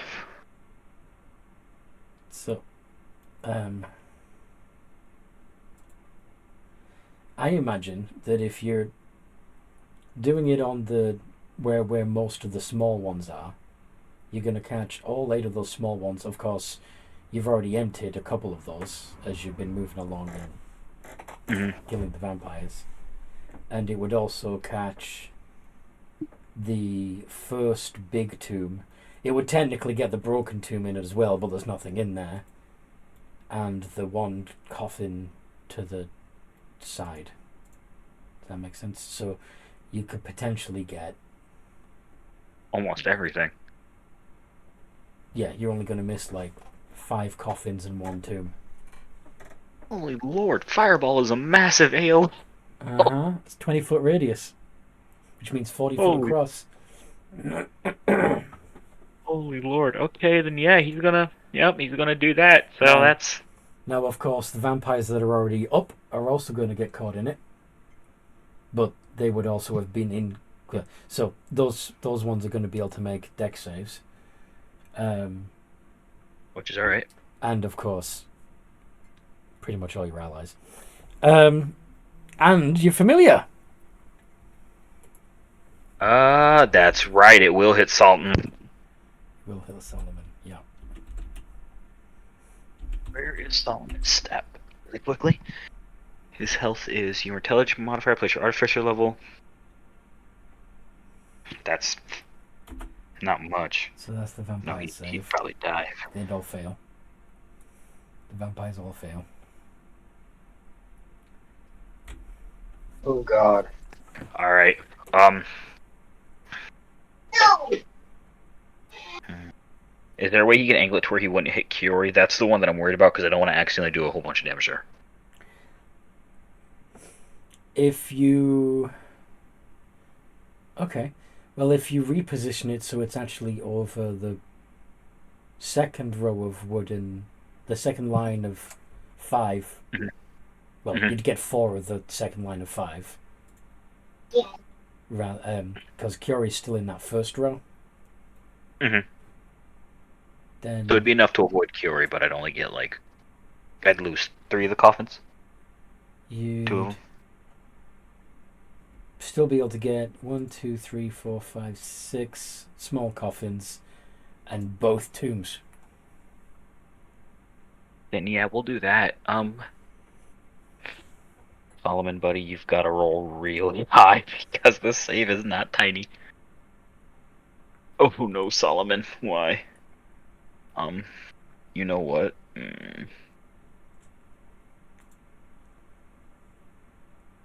Good, Solomon, how would you do this? Let me roll this really quickly. Actually, Solomon would also be in that first row, so he'd be fine if you change. Oh, he'd be fine. Oh, thank God. If you move the template a little further into the room, Solomon and Kiori would be fine. Okay, perfect. Yep, he'll do that. And then damage is whopping 32 because I keep rolling 1s. Okay. And that's Which isn't fire, bad yes? considering hits like everything. Yes. It's a whole bunch of fire damage. So...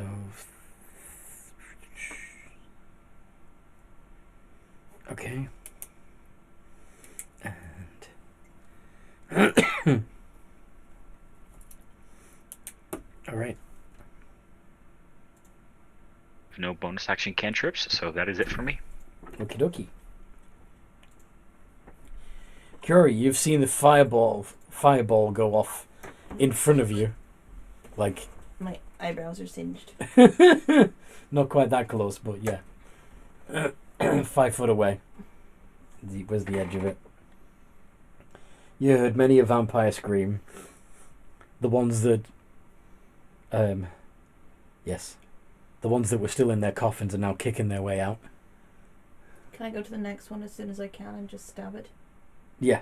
I'm literally just going to go around and stab them or, like, hold them in their coffins as the next one is screaming and burning and trying to get out of the coffin, you just go, okay. Roll the hit. Not with advantage this time because she's, kicking and screaming.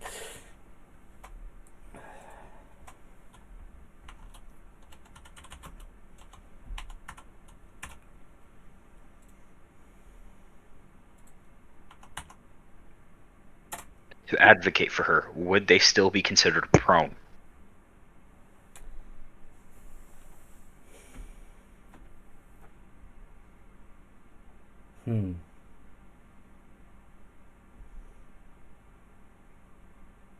Yes. So still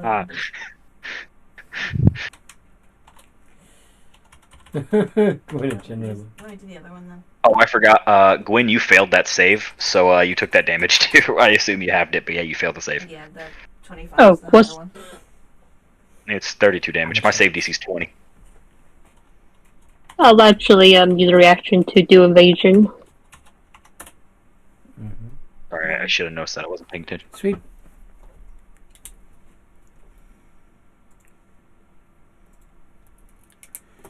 Okay. Okay, so I'll only take like 8 damage. Well, you failed the initial. Oh, are you resistant to fire? No, I was gonna rogues have another ability as well, God, where Which they one? can when they take. Because if they're both a reaction, you can only do one of them. Okay, then never mind. I'll just take a 16. Yeah. Yeah, my mistake. You still Didn't only be have... mine. I should have realized the number before I said anything. No. Alright, thank you for keeping me straight. Yee.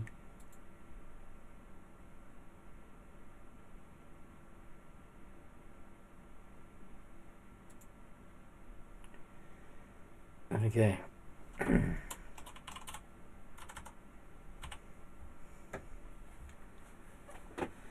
So, that was Kiari. Do you have any bonuses that you were able to do? Or is that your turn? Not really. Okay. I only have like one action. Beautiful choice. Turn back to Generilla.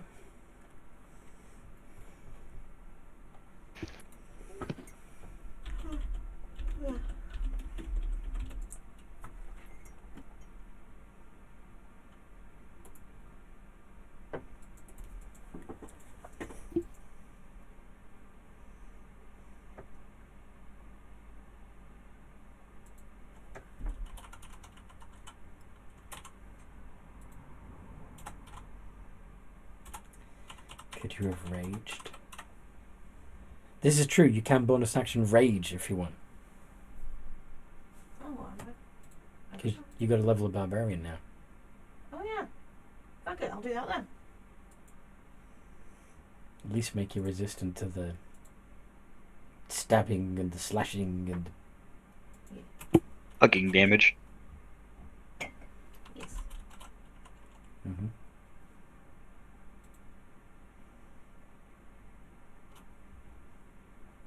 Stabbing, cutting, and hitting.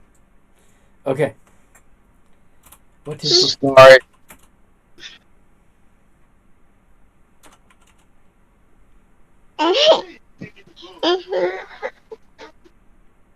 So how much damage did those who failed there? Oh, 32. Nice.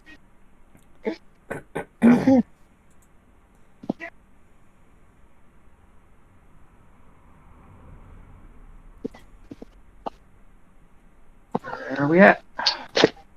Mm-hmm. What would you like to do? Oh, me? Yeah, it's your turn. Oh, sorry, my wife called me from my mom's room, so I had to take the call. Fair. I guess I'm gonna I'm gonna stab the vampire in front of me. Yep.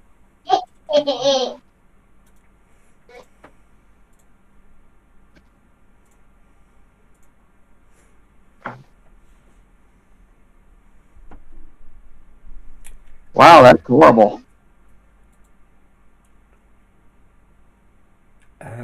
they're going to parry the 18, so only the 34 and 19 hit.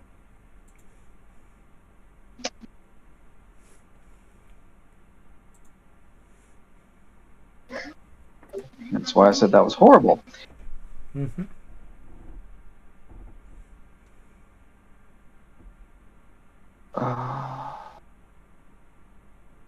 Rose. I don't really want to wait.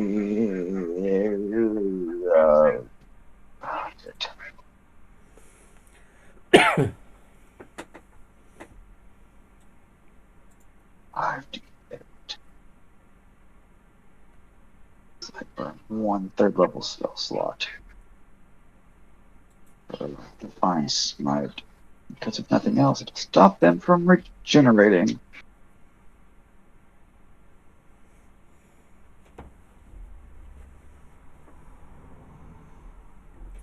Okay. And down it goes.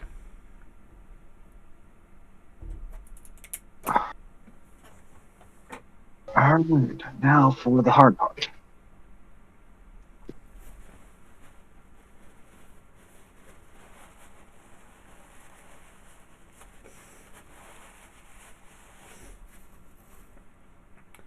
What's the hard part?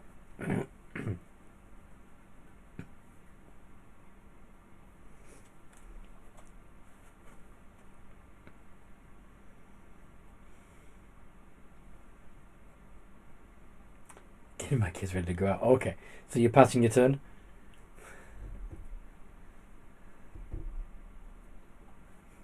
The only other thing I'm doing on my turn is I'm moving so that I am directly next to the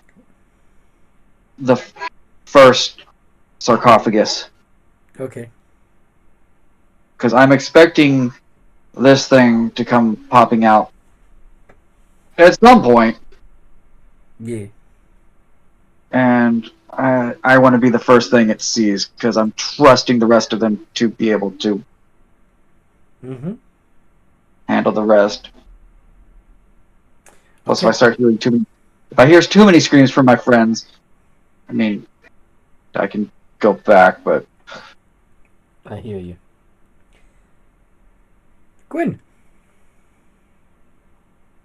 Alright, so the vampire right in front of me that was attacking it, is it dead from the fireball or no? Yeah. Okay. How many are still up?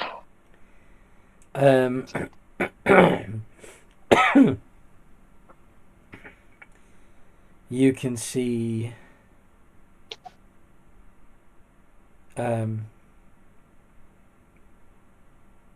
Lucia, where are your pants? you can see one. Yeah, you can see two floating around. Why? Oh, because that. No. Wait.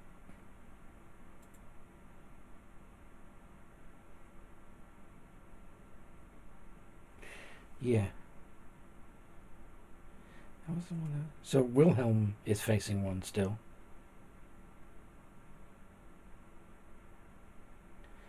And okay, yeah. There's two near. Well, there's one near Curie, and Curie is also stabbed another. So, yeah, there's one fighting Wilhelm, and one trying to fight Curie, and Curie's ignoring it and stabbing a different one. Because yay. I'll go after the one that's trying to attack her. Okay.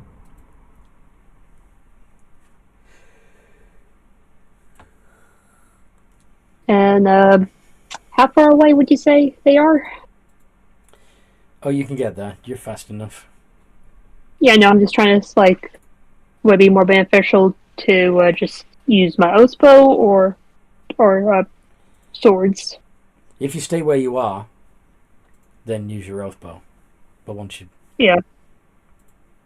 I'll do steady aim and Yee. yeah, all my stuff. Well, the And coffins accuracy is burn around you. advantage. Let's go. And- And yeah. I'll do that again with advantage to see if I can get a better roll. Mm-hmm. One more roll for each of them.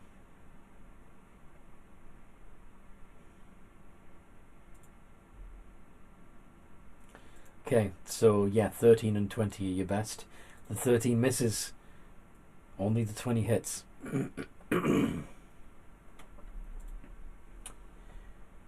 I should mention that many of the vampires are just thrashing and screaming in their burning coffins as well.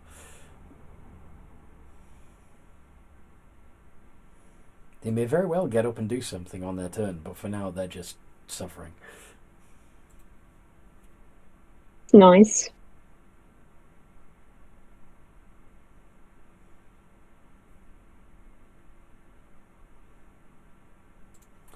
Ooh, nice.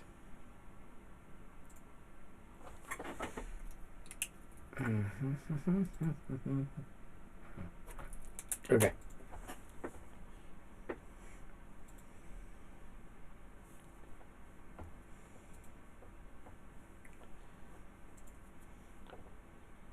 And now it's the vampires. Quick question. I can't remember. Was it? Would I have my legendary action back, or was it the preview, or was it this round I used? You get another legendary action available at the top of every round. So. So would I have mine back? Yeah. I can't remember if it was this round, these or less. Yes. So the closest coffin is getting firebolted. I'm just trying to make sure they just don't get up before they can get up. There's one floating right next to you, right? Yeah, but he hasn't grappled, and I don't want to deal with the disadvantage, so he's just like, eh. And he's like, get necked. Okay. Do you want to hit the one that Kiori already has pinned, or are you targeting at a different one? Yeah, you know what? Yeah, he'll do that to help free up Kiori. Well, I was thinking he'd probably want to hit one that's still in its coffin before he could get up. But yeah, he'll help Kiori, so Kiori can help with the next fight. So. Okay. All right. Does that hit? 21 hits. Yep. How much is it? I've never used Firebolt. Firebolt. It's a D10. Firebolt. Is it? So would it be 40 at this level? So yes. Yeah. Yeah. It's 30. 30. Okay. Gets a big old splash of fire. Now that one does take off your eyebrows. 9, 9, 2, 10. Very nice. Okay.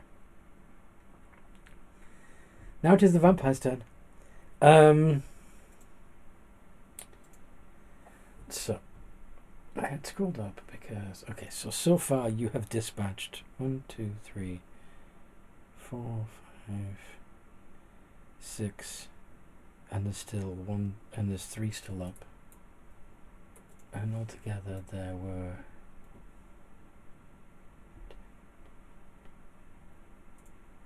14.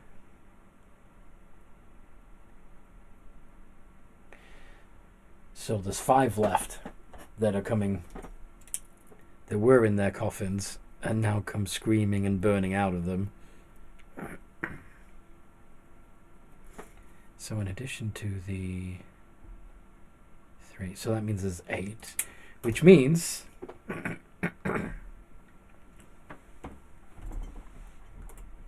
two of them I gotta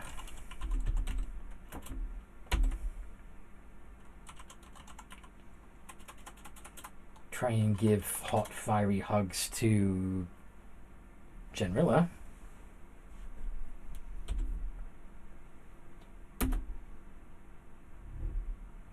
Did the 19 or 20 get through? No, they don't. 2 more tries there, though. Nope. another two are going to attempt that on Gwendolyn.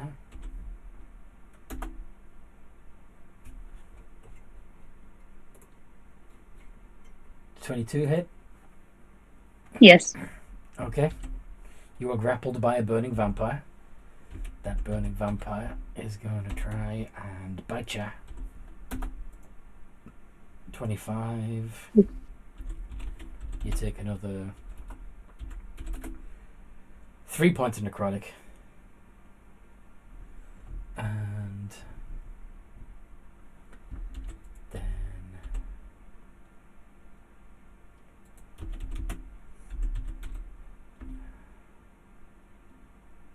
Wilhelm's just going to have them trying to grapple him because they can't do any damage to him, but they can try to grapple him. I think they were, yeah. Yeah, for entertainment purposes, he's going to shield. He has a 22 AC, so he's like, Becky. That. And Curie gets one vampire. Ooh. 20 and 18. Both hit. Both hit. You're resistant to bludgeoning because you're raging. So, out of the 7 points of bludgeoning damage, you would only take 3. You're also grappled. They're going to try and bite you. And that does not hit. So, that's all of the vampiric minions. Turn passes to Wilhelm. Alright, looking at the one that's hugging him currently, he's just going to say, you know, it's about this time you should probably run. And then, for entertainment purposes, he's going to cast Mage Armor as his bonus action, so his normal AC is now 18. If they try to run, they're going to run straight into a Dawn spell. Don't know that. Then, let's see what cantrips we can have fun with here. Yeah, this seems to just be working, so, fire to the face of, he's going to help try and clear up the floor below him. So, any vampires below him that look like hurt or wounded, he's just going to target them and try and get them off the field as quick as he can. So that is a 30 to hit. All the vampires are injured at the moment. But yeah, that hits. Alright, he'll just kind of since he knows he's like immune to like every damage right now, he's like, I think I'm okay, let me help the other guys. And he's just going to start nitpicking. Specifically, Kiori, because he knows that she's going to run the most risk and her state is the most helpful thing right now. Mm-hmm. So, we need that to have Kiori. Actually, probably target the one that he hit with his previous firebolt to finish the job. Yeah, okay.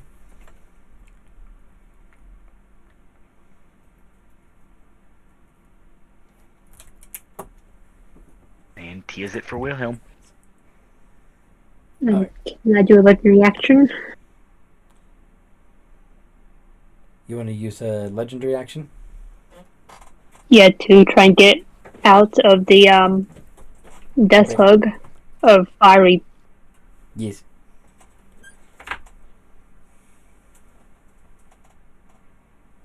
They're just trying to tell us about our hug's extended warranty.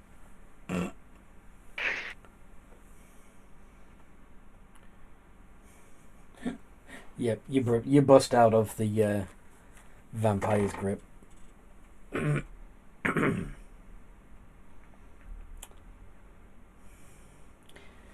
Sorry, but you're coming across a bit hot and heavy. Haha. It's worse than mine, I love it. Where's the fun in D&D if you can't make corny jokes?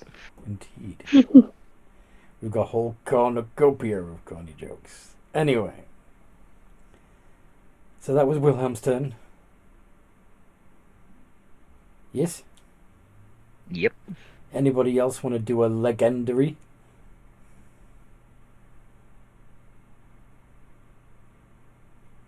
Okay. All right, Generilla, what do you want to do?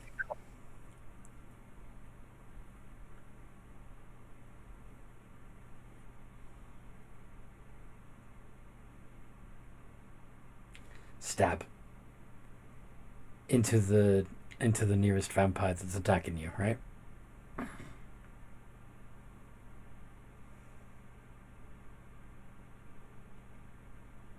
That hits. And the Damalama damage.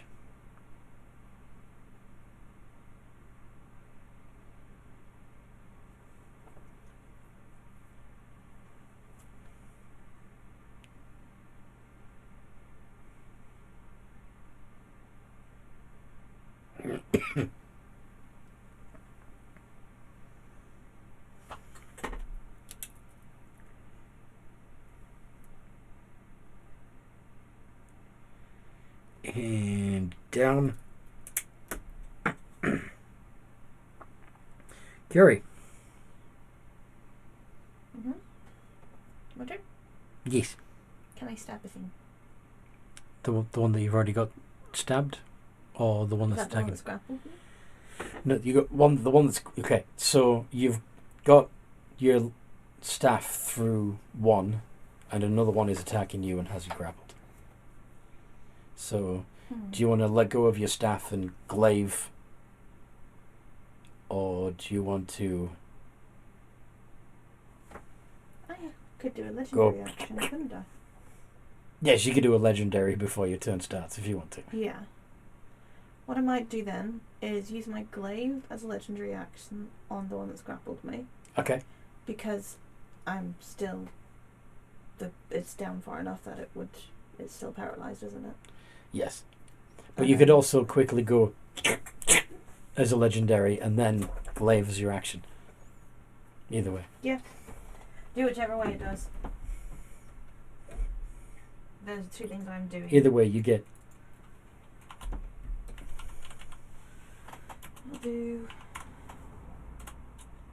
my sticky first. Mm-hmm. There's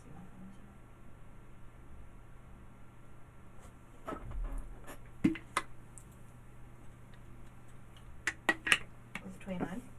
Yes.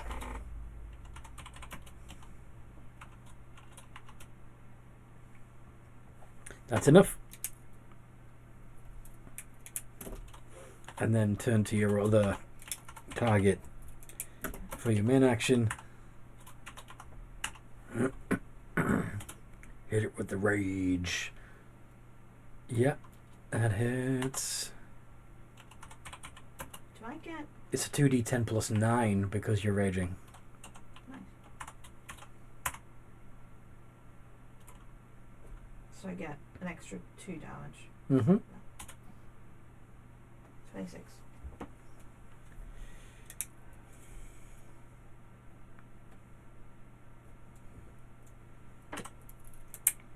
Nice. And turn passes back to Janrilla.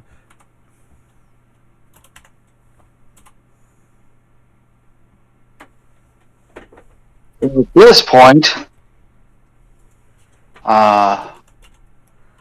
seeing as they don't want to come out and play, I'm gonna move the fucking stone lid. You know you're still being attacked by 2 other vampires, right? Oh. No, I did not realize I was being attacked by that many vampires. So we're gonna play stab the vampire. Oh yeah, you did manage to drop one of them, but there's another one there still. So, but yeah, attack the one that's still attacking you, and then you can turn your attention to the boss vampires.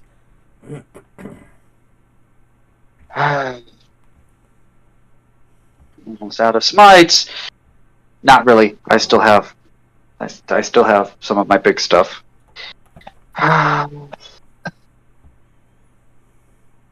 Thankfully. I'm gonna guess all 3 of those hit. Yes.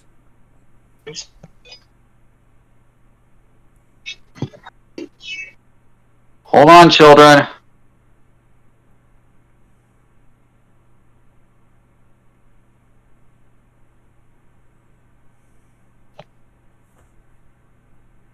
Alright, And there's a rope.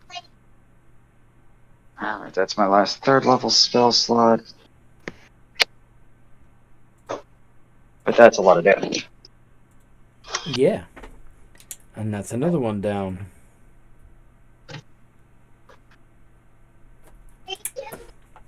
Okie dokie. Another one bites the dust. Okay. That is my turn. Although I will look around the battlefield just to kind of see what's going on. Lots of singed and smouldering caskets. Lots of dead vampire bodies. Yeah, that fire would have done a real good job of destroying their wood coffins. Mm-hmm. I'm not gonna lie. I love the thought of just looking up and just Wilhelm up there, still casting spells, while a vampire has him grappled and the other one is just staring at him like, what?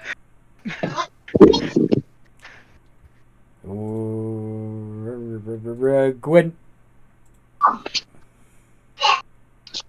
Wait. How bad is the one right from me looking? He can do this all day.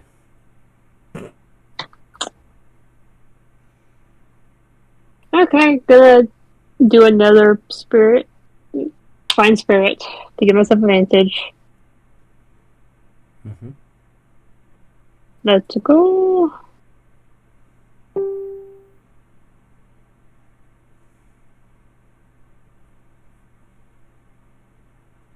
Both hit.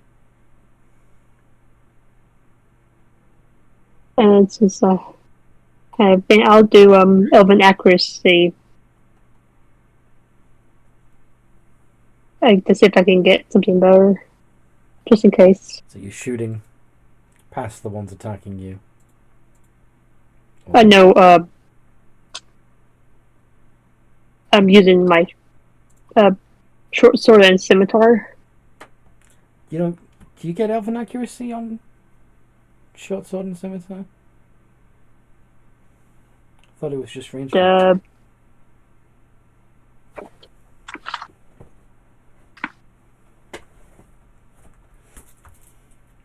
Could be wrong. Let me double check. Excuse me.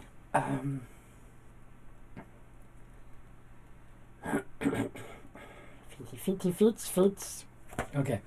Elven accuracy. Ba-ba-da-ba-da. Whenever you have advantage on attack roll. Okay. Yeah, it's not just ranged. It's all of them. Awesome. Cool. Yeah. So you can have an accuracy. Broken feet. Yeah, but it only applies to elves. And yeah, I guess to specify I'm using like short sword shortness and hellfire scimitar to cut this vampire down right in front of me. Yeah.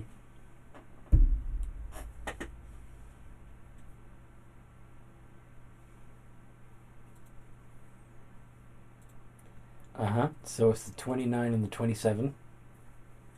How much damage?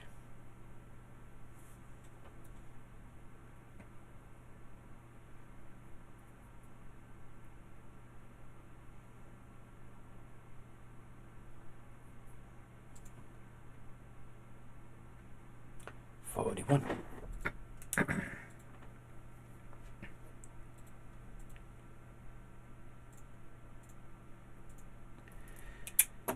Another one down. And vampires, how many left? 1, 2, 3, 4, 5.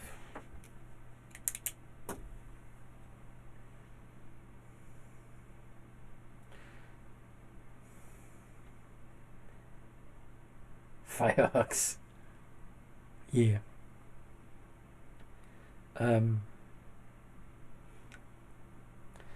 Those of you grappled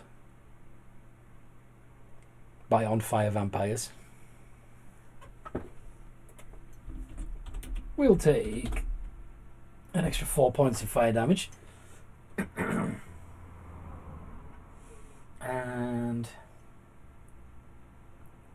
Oh no, I didn't take it. Oh no, how could I? What? Okay. One of my favorite all-time first level spells, because it's super stupid when you're low level, is absorb elements. But I didn't take it. So that's 4 points of damage. Okay. So Guys, Wilhelm can really hurt right now. generally, That was completely dark.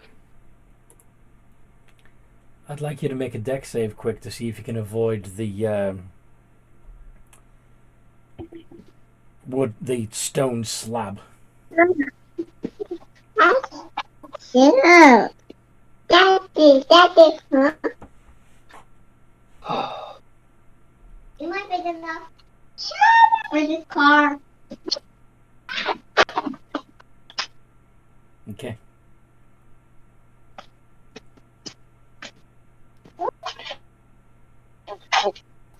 I mean,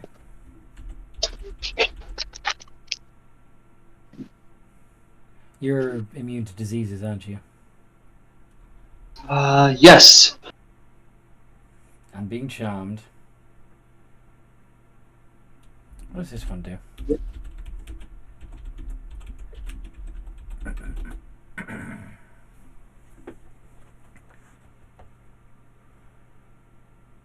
Fun.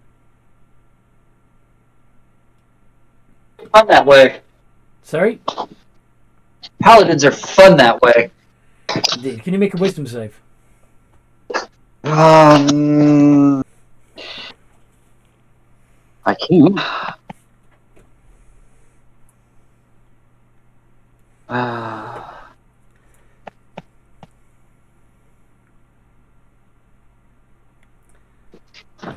Yeah.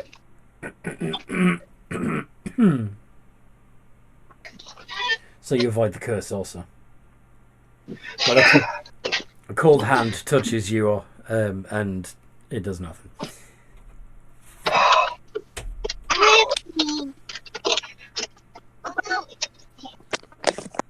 Hey, this here. The other.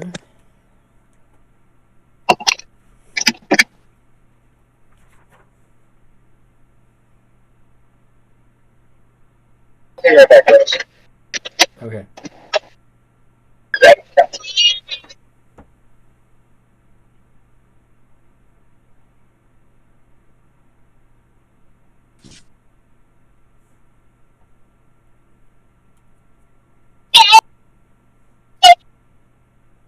The other dude also comes out of his tomb. And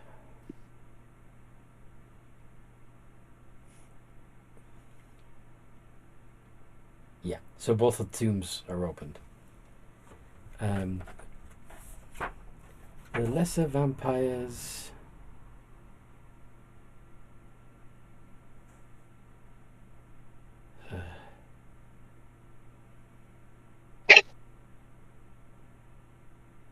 They're probably going to retreat.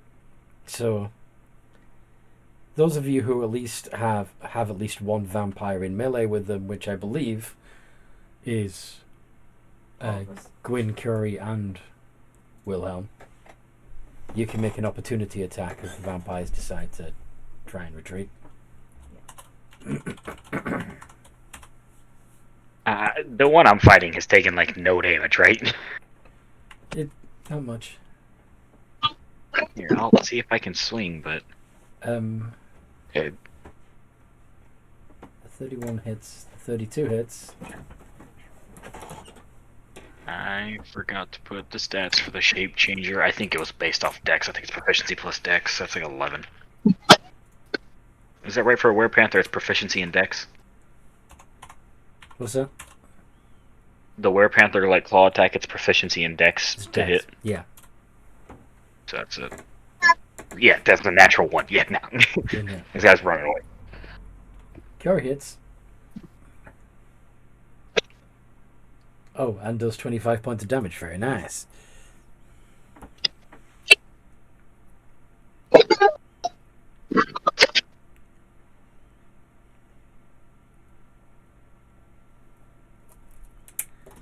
Okay. And Gwyn manages to do 9.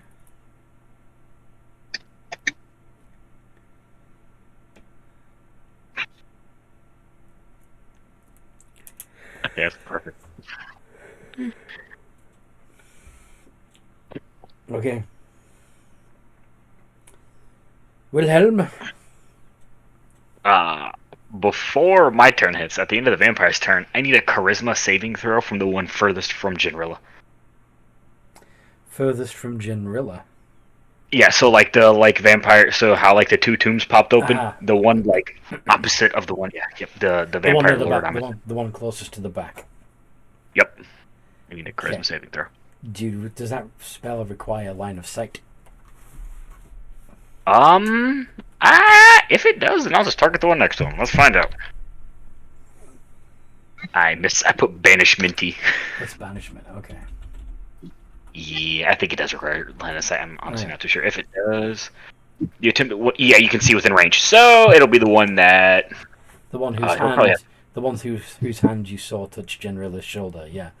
So. Yep. Wisdom, you said. Yep. Charisma. Charisma.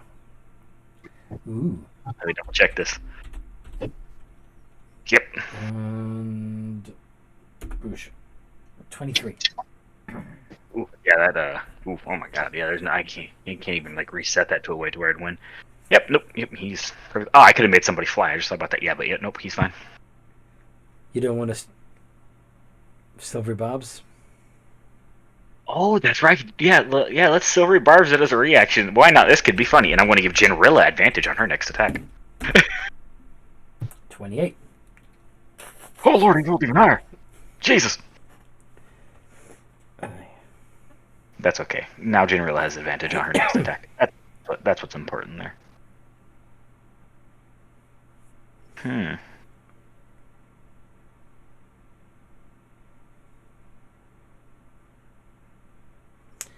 Alrighty.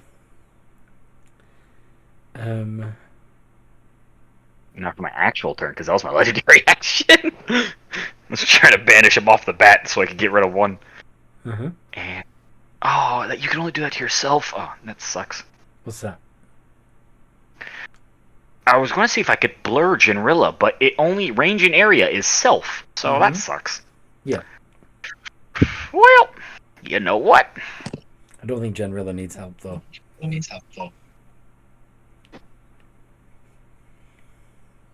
This could be funny because you did this to me.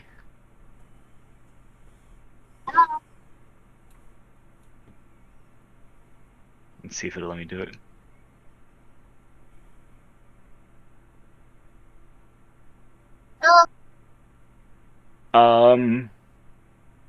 So that one that's not even out of its coffin yet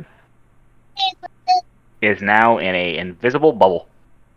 Wall of force. So you're casting a wall of force around the tomb at the back? Yeah, so it cannot get out. So it's just stuck in a wall of force. Yeah. It's not, but good try. I mean, if it tries to teleport, I'll just counterspell it, so. No, that's not what I meant. Oh, it can just boop out? No. You didn't see it leave the tomb. Oh, the one. Oh, yeah, that doesn't mean it's not still in there. Oh, you fucking. Wait. It's all waste of spell. Fuck. Alright. Wait a minute. Level. Don't both me and Wilhelm have true sight? I don't have true sight, but yeah, you can't enter a different plane of existence around me. I already see it, yeah. It's not a theory. They didn't go ethereal. Okay. Because I never quite understand what your robes do. I do anything like ethereal or invisible, I see it. Like you just can't. But yeah, that's. What if it was mist form? I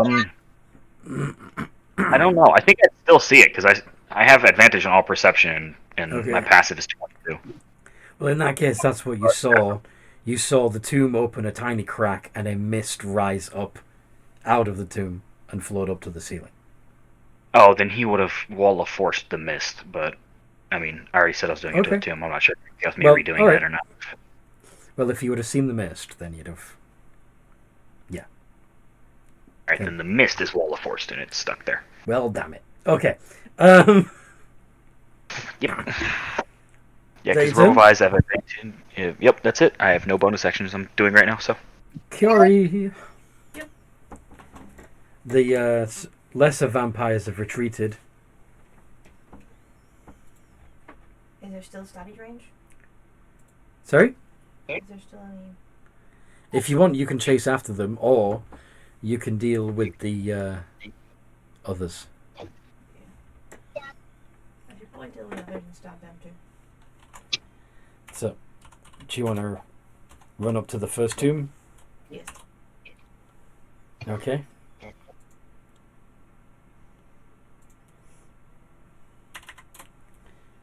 Where a female vampire is reaching out of her tomb and touched Genrilla and had no effect. That hits.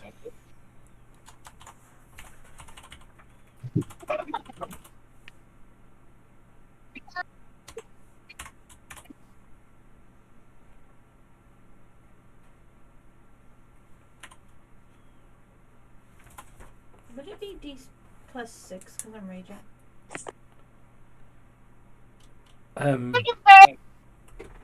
You're stabbing with the... Yeah. Yeah, it's plus 6. Okay, I'm going to roll this down. 8. Okay.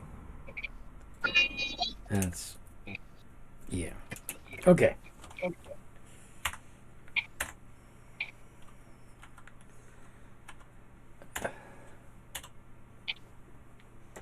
The vampire sort of chuckles. It is now the turn of... Well, actually... Do I get another legendary action because it's come to my turn again?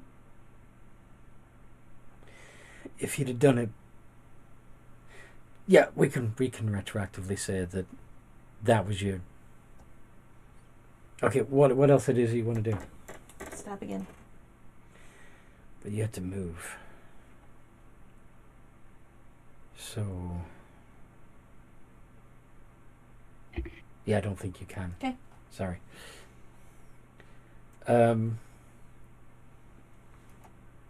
You could have done the legendary at the end of Wilhelm's turn. Right, okay. That makes sense. Yeah. You could have. What you could have done is, as a legendary action, summoned your wildfire spirit, and then moved and stabbed. Let's do that then. So, within 10 feet of, like, right in the vampire's tomb. Yes. Basically. Okay. So they need to make a dex save. D20 plus 9. 24. What's the DC? Yeah, 17. Okay, so they pass. So they don't take fire damage. Do they not take half? No. Nope. Sorry. That's annoying. I feel like they should. But anyway.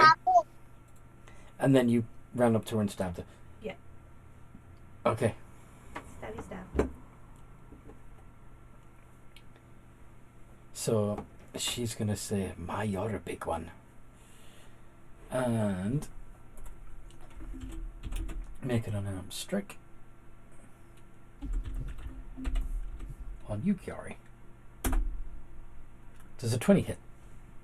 Yes. Okay. So she's got you grappled.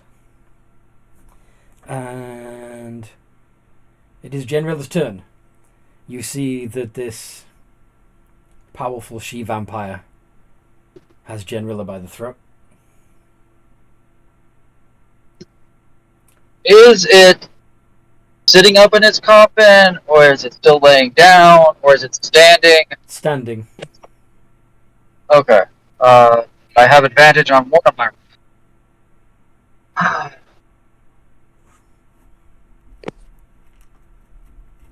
I wish this thing just...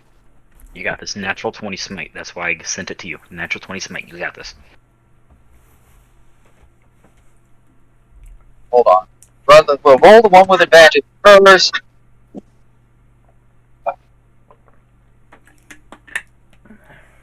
mean, technically I could move around behind it because she isn't incapacitated. She's just grappled Yeah. and get flanked. You'd have to climb it. You'd have to climb into the tomb to be able to. Fine. I'm not gonna. I'm not gonna do that. Yes. That's a crit. Yep. Here are the other two attacks. I can get my things to space. Space. If a paladin has multi-attack, they can only divine smite one of their attacks per turn, right? Not all, like 2 of them, or whatever.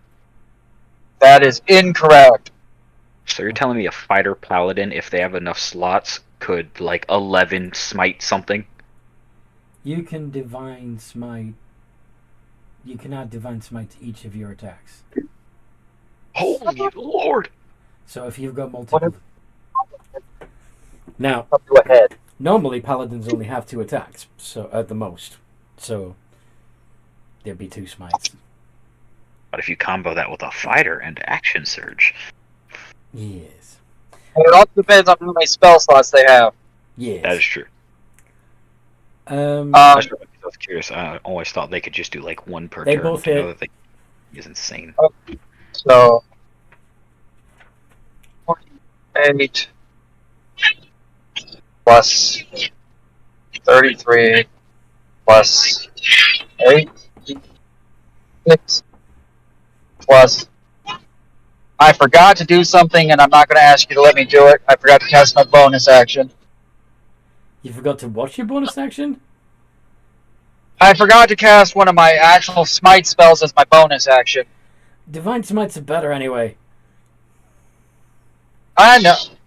Well, we will pump 4 fourth level spell slots, or not 4, 3 fourth level spell slots into this thing, turning that into, You get extra d8s anyway for them being undead. right, that's maximum damage, so that's 68, one of them is doubled, so that makes 24 d8. What? Why 24? Oh, right, yeah.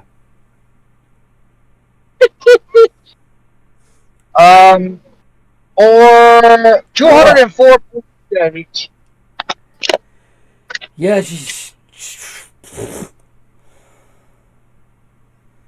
So she's turns to mist and then goes back into the tomb where she, of course, resumes her shape, but is paralyzed.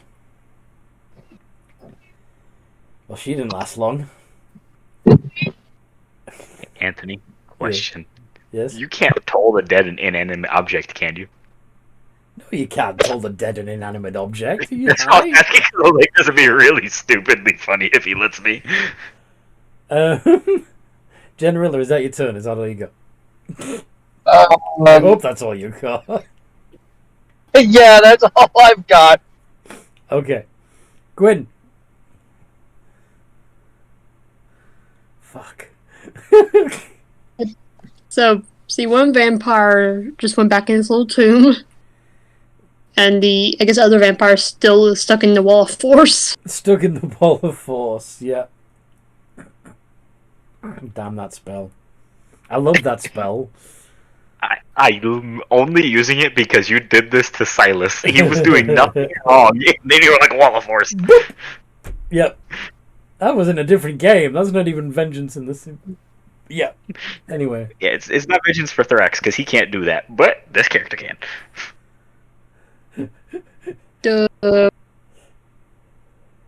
Imagine I can't shoot my bow into the wall of force, can I? Nope. Nothing can penetrate the wall of force. But that's kind of the point. Fair. Wait a minute. Because I'm assuming you've done dome trapping him to the ceiling, right? Yeah. Yeah. Anthony, question.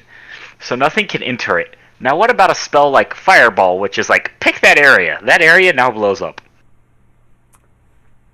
Well, again, the fire wouldn't get through. Nothing can physically pass through the wall. It's immune to all damage, and can't even be dispelled by dispelled magic. Only a disintegrate spell destroys the spell instantly. The wall also extends into the ethereal plane, so they can't even ethereal out. Yeah. Oh, yeah. So, Interesting. Okay. unless he can pass through solid stone, he's fucked. Or you drop concentration, one or the other.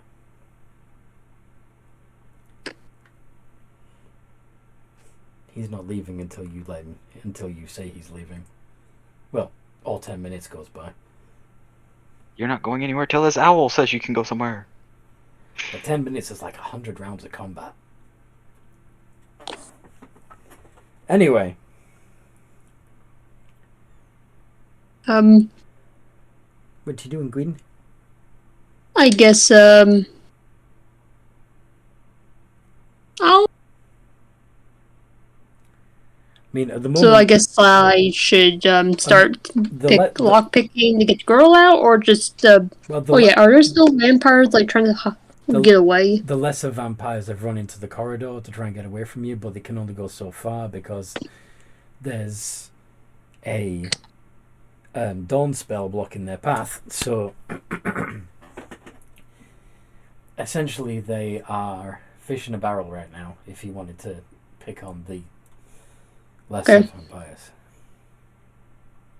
Alright, I'll just do some fish hunting. Fish hunting. Yeah, I'll just pull out my own bow and just start sniping them. Okay. Is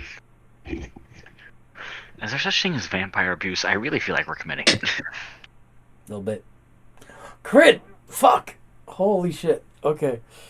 Wait, I still have Elven accuracy, so I might get another one. Yep. There's no point in rolling both of them, though, because you can't do better than that 26. So just re-roll the 13. You only need 1 hour for that.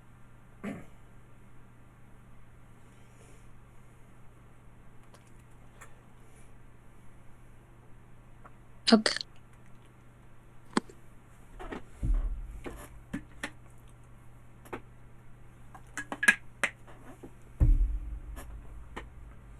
That hits.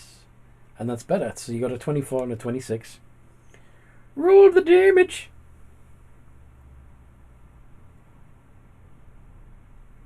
Yeah. 3d8 plus 30 plus...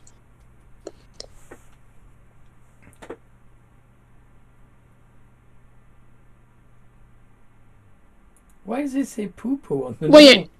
Anyway, go on. Yeah, you need to roll the d6 separately. Okay, I think I messed that one up. Was that supposed to be 16d6? Yeah, I messed up. Let me try to redo that. So 15. Hands work, darn you. So it's 43 for the 3d8 plus 30. Roll the 16 plus the 16d6 separately.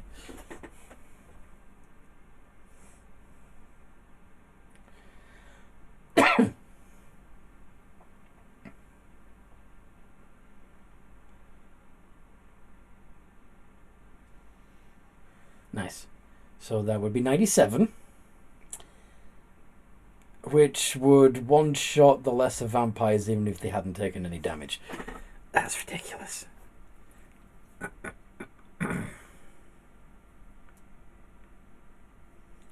they have taken damage because... Yeah. Fireball. Do you guys want a quick death or a slow one? Choose now.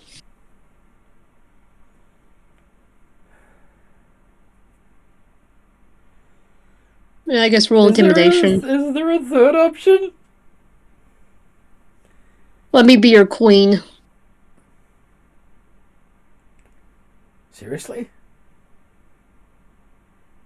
I'm not vampire, so...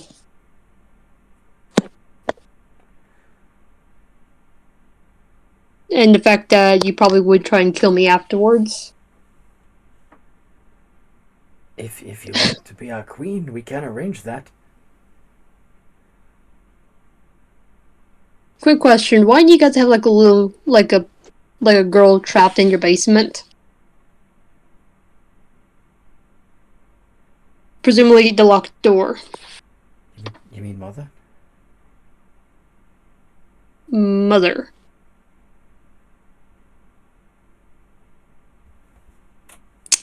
She's a true vampire, isn't she? No, she's not a vampire.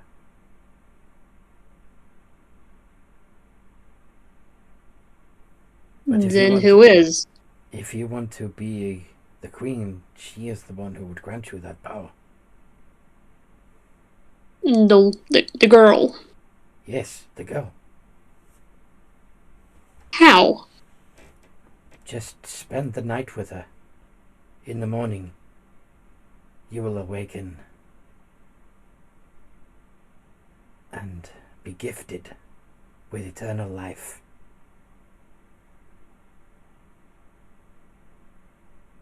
If she likes you. Can I insight check him saying she's not a true vampire? Yeah. Just super judging. I mean, we still have a whole vampire the seasons of a Wall of Force, but we're just going to ignore that guy. Well, at the moment, the lesser vampires are scared. The out of the two boss vampires that were in that room, one of them's already unconscious and paralyzed, and the other one is trapped in a Wall of Force bubble. If he turns back to his humanoid form, he's going to be just beating his fists against uselessly against the magic. Yeah, you don't believe them when they with your 10. You don't believe them when they say that she's not a vampire. What else could make vampires except another vampire? Can I Arcana check to see if I remember researching anything like that or history? Mm-hmm. But Jen Riller, I believe, would probably know with a religion check. But his religion check? Yeah. Gwyn knows you. What do you want? Gwyn knows you telling the truth. Religion check. Okay. Please work. Bet you not. Holy smokes! That's terrible. Okay. It really. Wilhelm, you got a 24 for your Arcana, I'm assuming. That was history. If it's Arcana, that 24 actually turns into a 29. Yeah, because of 29. Then yeah, wait, 31. Sorry. Either way, you remember enough obscure vampire lore to know that master vampires, the first of a new bloodline, are made when a mortal survives a night with an incubus or a succubus. I said, mentally they don't really survive, of course. No. Mentally telegraphing to everybody, hey guys, I'm pretty sure that's a fiend. You'll be able to tell for sure when we get in the door.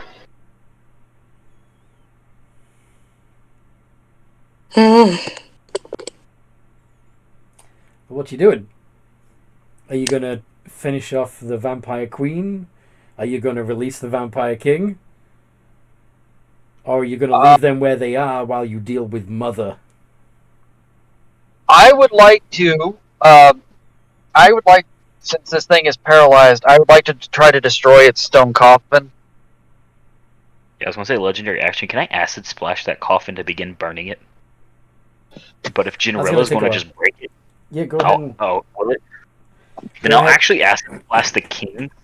No, you can break it or you can desecrate it, which would probably be easier. How do we desecrate it? Mm.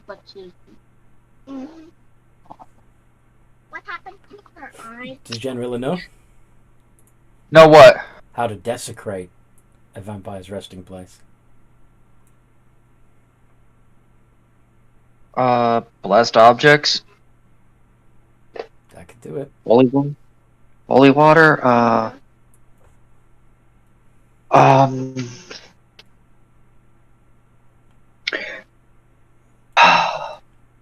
Let me. I don't have my sheet on me because I'm on the car. No worries. No worries.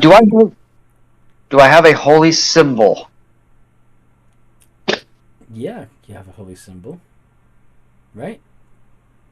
I'm sure I have. I know. I'm pretty sure I have like the emblem one that I can stick on my shield. I'm wondering if I have like a second one.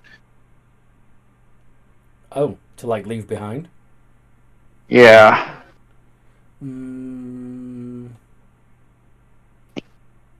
No. Okay. Not in your character sheet, anyway. That's fine. I want to start acid splashing the king's tomb. Just like He's angrily beating against the wall of force.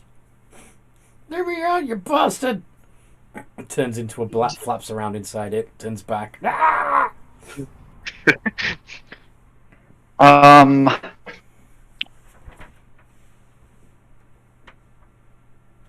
I mean, if we had 24 hours and somebody with enough and the right spell prepared, we could just hollow it, but... Mm-hmm. Alright, so you're going to try and smash it. Go for it. Try to break stone. Hey, Anthony, I don't think they do, but I don't know if Wilhelm would know. Vampires no longer have their souls, right? Again, it doesn't make it very clear in D&D lore, but my personal headcanon is, yeah, they don't. Their original soul has passed on, and they are now animated by a necrotic energy. Ugh, disgusting, nasty. Wilhelm doesn't like it. No. Well, that ruined that funny idea. Well, not really funny, but idea. What were you thinking? Well, I'll message it to you.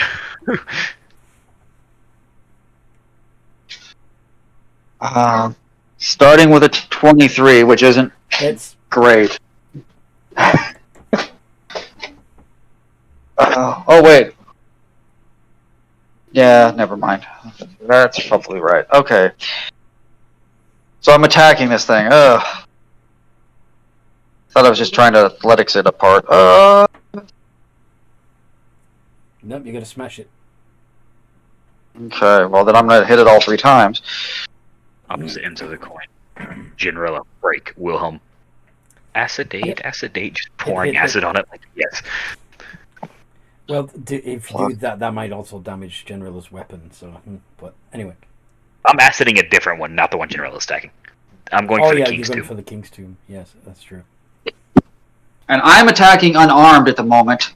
Well, bare armed.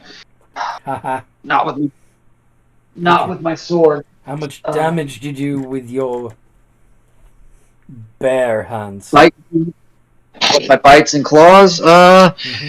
Working on it.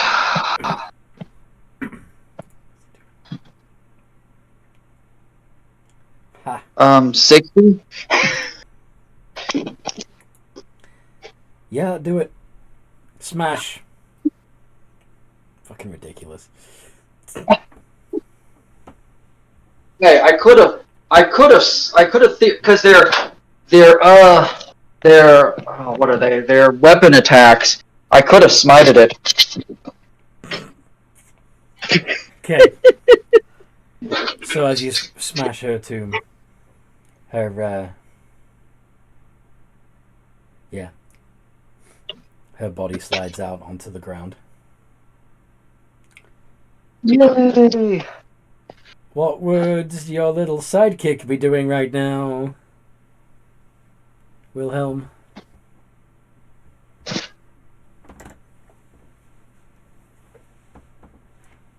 Would your mini-me be pouring water over the she-vampire? I imagine Kiori would be striding over and sticking the stake through her chest. Right? Yeah. Okay. Vampire King continues to scream uselessly inside his prison.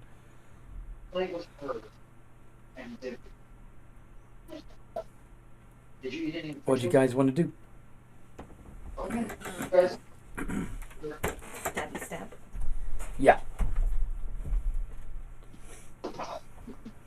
Well, if he's damaged the guy's collar enough, I'm going to wait for him to drop the concentration or the 10 minutes to be up, and we're going to hopefully be able to beat the holy hell out of I imagine. Captain Ugly. I mean, like, so we 100% want to just like wipe these guys out, right? Like if not, we could try negotiating with this guy. But like, if we're dead set on just eliminating them. If you I'm dead set on eliminating them because I follow Paylor and Paylor doesn't like them. Okay. Then Yep, pretty much. Destroy the lesser vampires as well. Then. Yeah. No mercy. Feel free to bring the dawn further into the room so they got nowhere else to go. Into the blade or into the dawn. That's terrible. Hammer, the anvil, schmack. Indeed. These guys are doomed. But yeah, feel free. Once you've destroyed the queen and the rest of the lesser vampires, which won't take you long at all, that leaves only the king vampire and whoever that woman is behind the locked door. Well, I say we take out the king first and then deal with the locked door, because if it's locked on our side, hopefully that means she can't get out on her own. Please do remember, Anthony, that two of us have at least 60 feet of, or whatever, of ethereal sight. Yes. 120 in my case. I see extra far for some reason. But if everyone's still let the king out, then... So Wilhelm is going to also send the king a message, and just want to say, man, in a different time, maybe we could have had fun. And he's going to release the Dome of Holding, is what I'm calling it now. The Dome of Holding. Okay. He runs across the ceiling.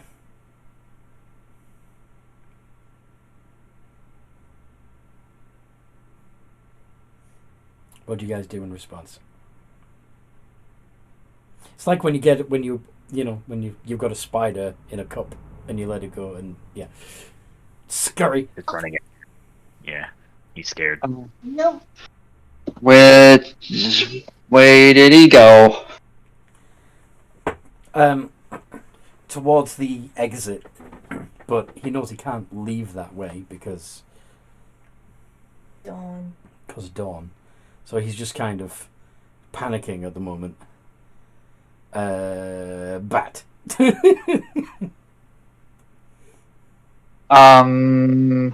So I'm just gonna. I know this place is. I'm just gonna try to get close enough to him to start whacking at him. How are you gonna do that? He's literally. Yeah, he's currently fluttering around in bat form in the top of the room. How tall is it? It's like 60 feet plus. I was able to fly up pretty quick. You did want the room to be big so that you could big yourself. Yeah, it didn't have to be that huge though. I was actually only planning on having it be 20, 30 feet, but you know. Oh, okay. I mean, I hit the ceiling earlier. Oops. Okay, so.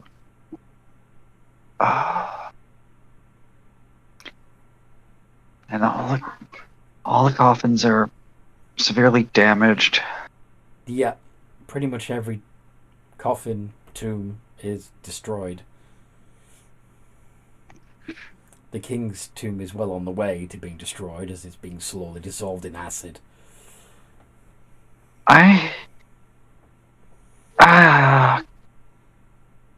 God, this sucks.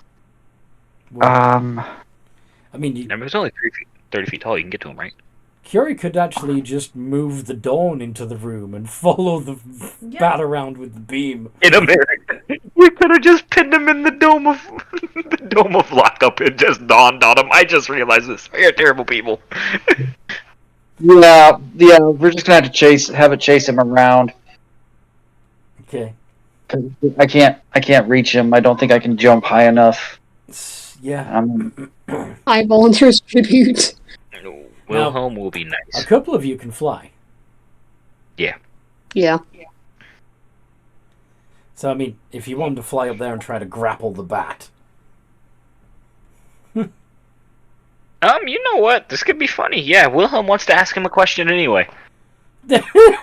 I as well.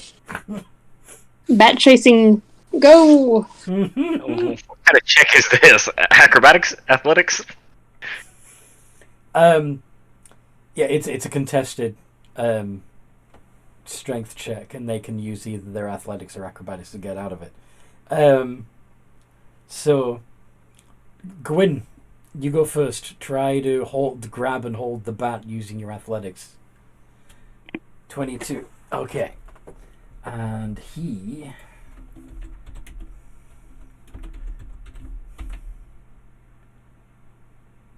this is...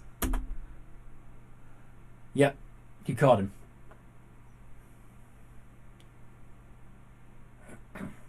Fun, but we have some questions. And just going to hug him. And the vampire bites you. Bad. Smack. Bad. Smack. And you take another 3d6. 11 points of necrotic damage. Buy me as long as you want. I'm not letting go, you little rat with wings. I should know. I'm technically am one.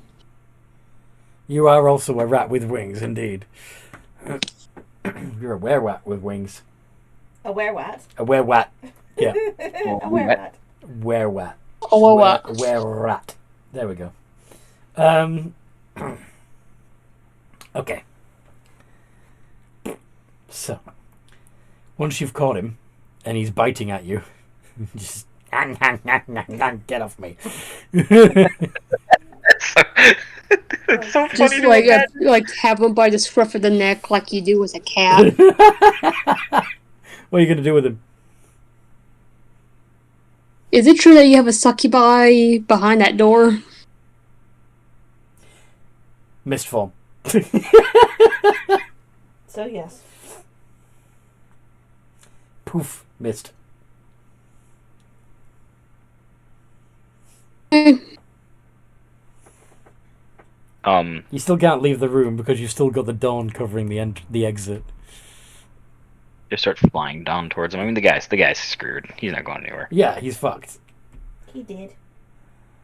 I was gonna say Wilhelm will send him a message. Not a message. He'll speak telepathically to him.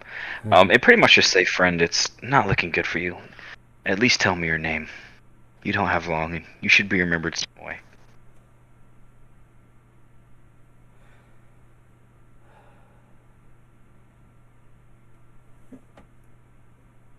Name is Trichanis. Yeah, you could speak to Mist. I'm sure I can telepath to a Mist that has a sentient body somewhere. He doesn't have telepathy. So he's gonna have to drop form to tell me. Yes. You want to roll a persuasion check to see if he does. So he's gonna float up to the ceiling and turn back into his humanoid form, clinging from the ceiling using his spider climb ability. And he says, "If I tell you my name, will you let me go?" No, Paler demands. I have no qualms against you being dead, yeah, but I'm afraid I can let you go, but they will not, so at least allow me to memorize you this way, so you do not truly die. For as long as one's name is remembered, you are never truly dead. The man who had that name is already long dead. Then tell me the name you wish to go by. Every man deserves a name in their life. But I am no man. That's true, but you were at once, and I'll give you the dignity of a man. Why do you think I would want that? Because it's either that or you die forgotten here in the internal insides of a mountain. Alone and forgotten. Your queen dead, your brood fallen. It is just you and the 4 of us standing here. As long as Mother lives, it matters not.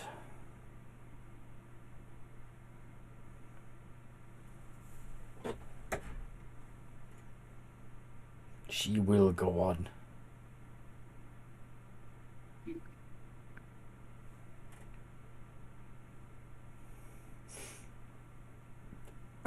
There is a reason we have 2 rooms.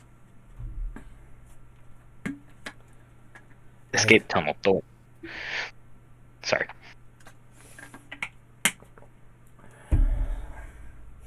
What was he saying? I'm sorry, Anthony. I did not mean to interrupt. Even now, my brothers and sisters are leaving. I'm sure she will follow soon.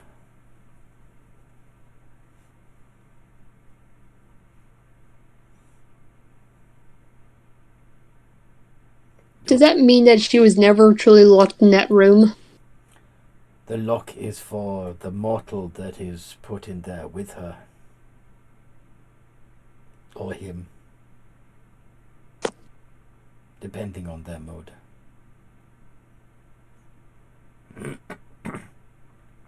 It does not contain her.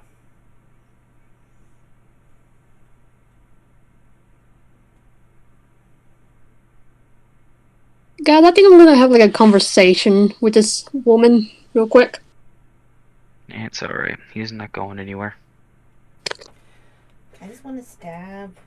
As you move towards the locked door, he does drop down and attack you. Go ahead. Stab. By all means, roll initiative if you want to all get involved in this. I'm stabbing him. I have found some spells that I need to take on our next level up. Alright.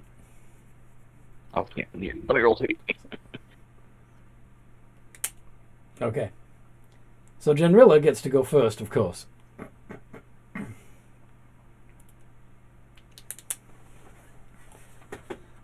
This warrior vampire in full plate metal armor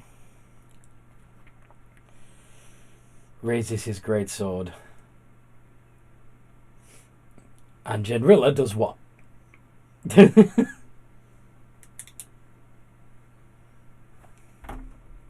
I just realized I was muted. I'm gonna stab him a whole bunch of times. Mm-hmm. As soon as he lands. Yep, go for it.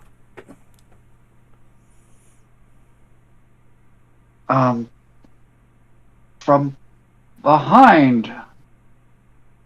You're gonna stab him in the behind? Well, I was gonna stab him because he's trying to attack Gwen. I was gonna stab him. He's trying to flanking. He's trying to stop Gwyn from getting to Mother. Yes. Yeah. So, flanking. Mm-hmm. Okay.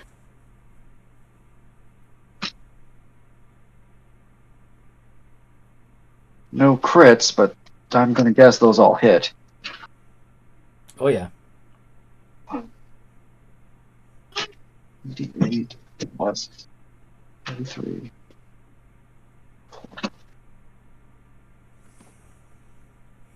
Ridiculous. Plus. You shouldn't be able to outpace a vampire. That's ridiculous. D&D Sessions. And he takes 127 points of magical piercing and radiant damage. Oh wow, he's still alive. Okay. I only had 2 spell slots left. I'm going to be ruthless against a fiend, but the vampires are... Gwyn! Okay, I guess that's a lot of damage. I'll take one of my trinkets of the departed, crush it, and then turn into my spectral form. Okay. And in this form, I can fly. Attack rolls have disadvantage against me. Mm-hmm. And I can hold this form up for 10 minutes. Yeah. And you're just going to ignore the vampire and go into the room? I naturally just look at him while he's about to attack me. Says really? No. I can just imagine a big cleaver about to smack me. Mm-hmm. Curie. Glaive or pokey stick? Pokey stick. Okay. So he gets paralyzed. So he gets what? Paralyzed.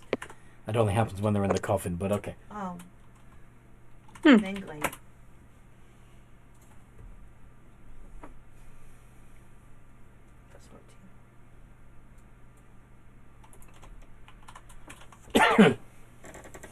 That hits. Nice. 2d10 plus 9.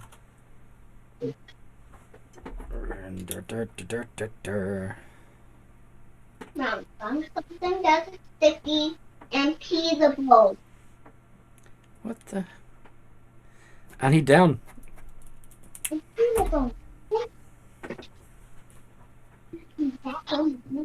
He's got some pretty plate armor and a nice greatsword.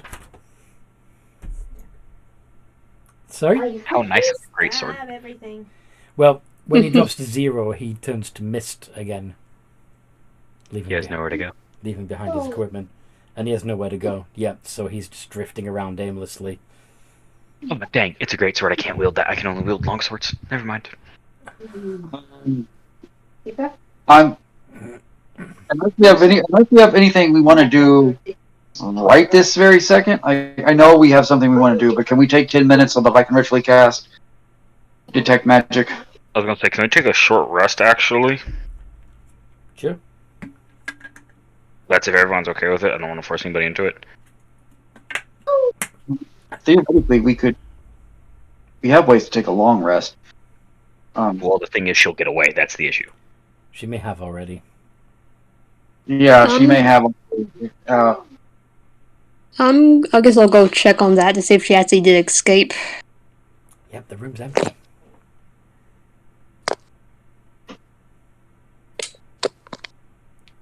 Can I just, stick my head through the walls and see if there's a secret passage? Which direction? Actually, probably should investigate first. Alright.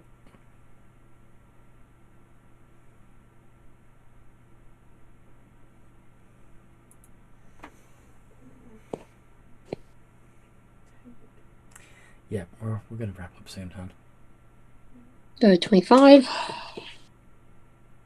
Okay, so you investigate, you find all kinds of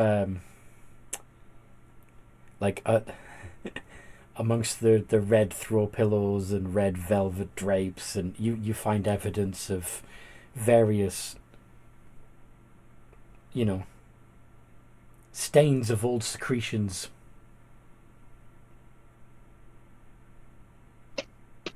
Fluids. Blood and other fluids. Yes, not all of them blood, exactly. That's a waste of a perfectly good bedspread.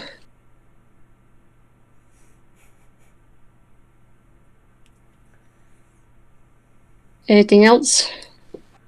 There's no secret passages, there's no hidden doors.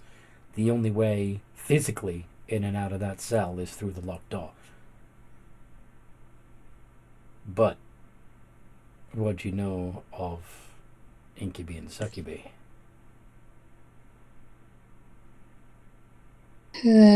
History? Or arcana? Or even religion? No, they're both going to be the same. And that would be That turns to a 19. 19. Yeah. You know that incubi and succubi can both go ethereal. Which means it can just step into the ethereal border and walk through solid walls as if they're not there, because they're not there in the ethereal plane. And then drop back into the material plane in a different part of the complex. Right. She'll yell in frustration and then okay, fine, I'll just steal your stuff then. Yeah, we didn't find anything, did we?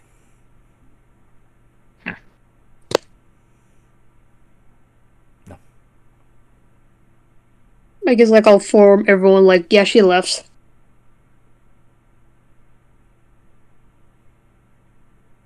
Can you unlock the locked door? She ghosted through, right? Yeah, I goes through that last. But I'll actually, I guess, I'll unlock the door so everyone else can get in. Well, okay.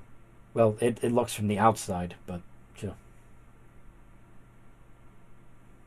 I mean, I could just walk through the door and just click. If didn't realize I wasn't already doing that. Yes. Generally appears to be vampires. Crap is magical. Oh, I could have just done that for you. You're doing detect magic to see if you can find anything. Yeah. Anthony, with Wilhelm's stupid arcana, could he tell what they are without having to waste the 10 minutes ritualing identify? I'm not identifying. I'm trying to determine if we have magic shit first. Mm-hmm. Wilhelm could probably do both. That's what I was asking. You gotta find the magic items first before you can identify them, right? Yeah, I was talking about the ones that the Vampire King dropped. I mean, the other stuff, we have to find first. Yeah, the items that the Vampire King was holding were not magical. Oh, okay, they just look really nice. Okay. Yeah. None of the vampires had anything magical. Oh, sick. Okay. Outside of the necrotic, we weren't taking damage for the most part. Okay. However, in the broken tomb in the middle, the one that had been broken when you got there,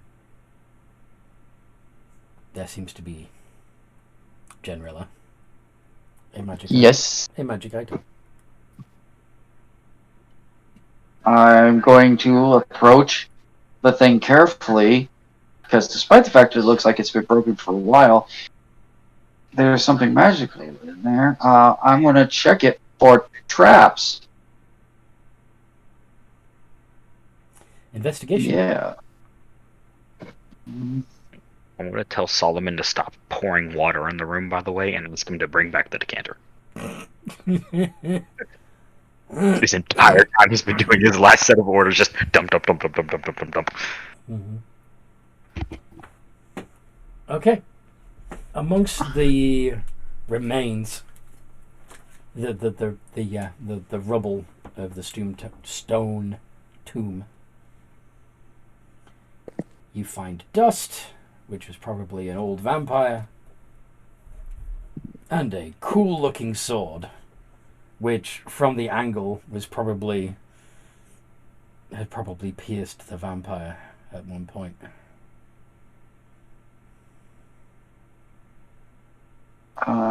So no traps that I can tell, just the sword.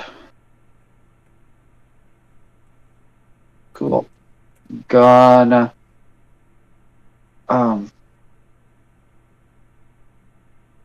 vampire's dust, its coffin is destroyed, so it can't reconstitute anyway. I'm gonna pull the sword out. Okay.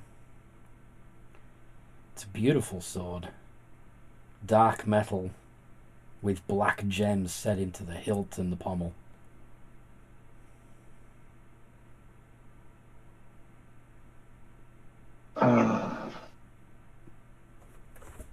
Well, you happen to know what this thing is, or should we take the 10 minutes?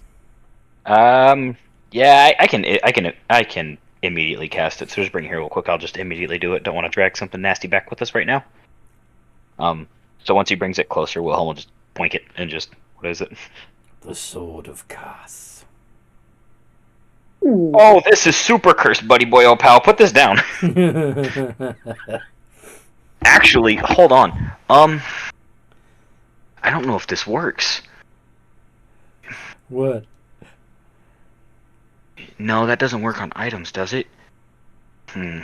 What? So would Wilhelm know? Would he be able to?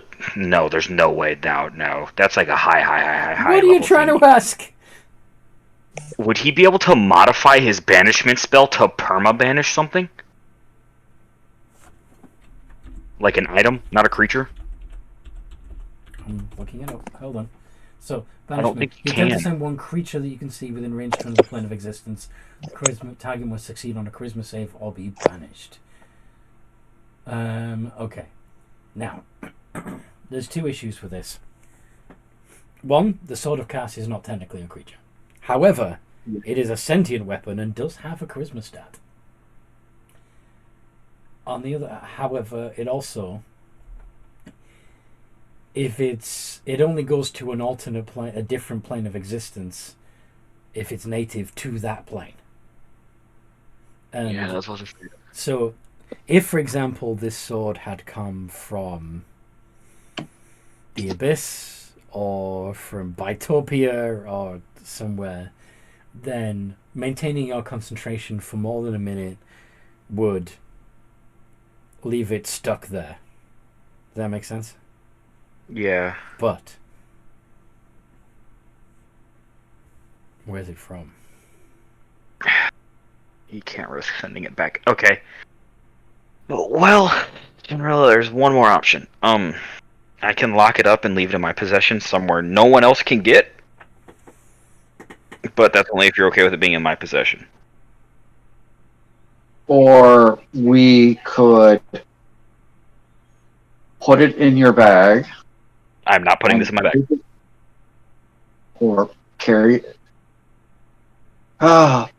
Keep it away from everybody while we do whatever. Or whoever's carrying it, make sure to not go, hey, I like you, let's become friends. I can lock it in a dimension that only I can access, is what I'm saying. But I'd be the only one to be able to access it, and it'd be gone, like, forever. Unless you decided that, you really, really wanted to play with the sword. I can't even use it.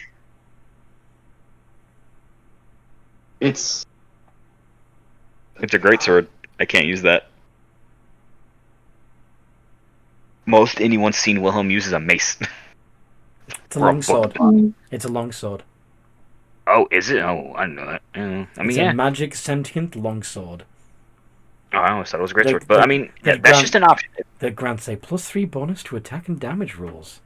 It also scores a critical hit on 19s and 20s, and deals an extra 2d10 slashing damage to undead. Yeah, no, this isn't... No, Wilhelm's really not interested in this. Really? But, yeah.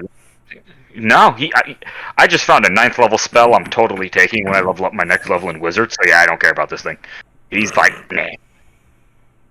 Because I found a spell that goes through Wall of Force and it hits for a lot of damage.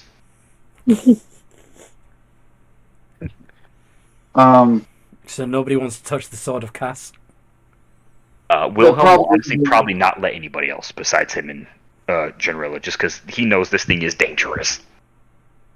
It's a long sword, and while I can use it, it's not a finesse weapon, so no.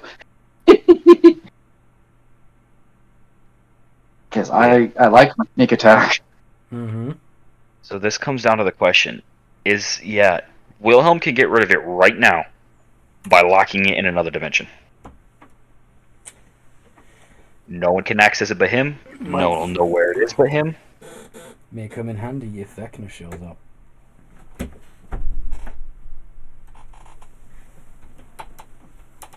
What do you guys think? You guys okay with him doing that? I mean, if not, that's okay. He understands.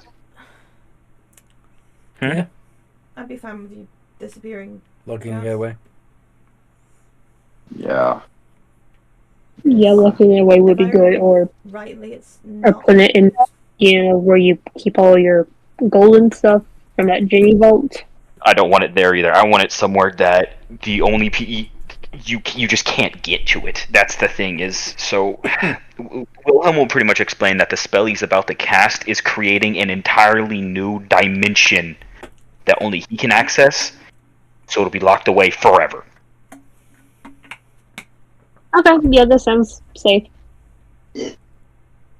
That sounds safe. Yeah. Okay. Yeah, so Wilhelm is going to spend the time and lightly, like gloved hands, moving the sword to the side. Is going to find a wall where, and he cast Demiplane, and he's going to step through and take the sword and set it in like the middle of the room, and he's going to step back out the door and shut it. Okay. And that is it of the sort of cast he knows better than to deal with that thing. No way.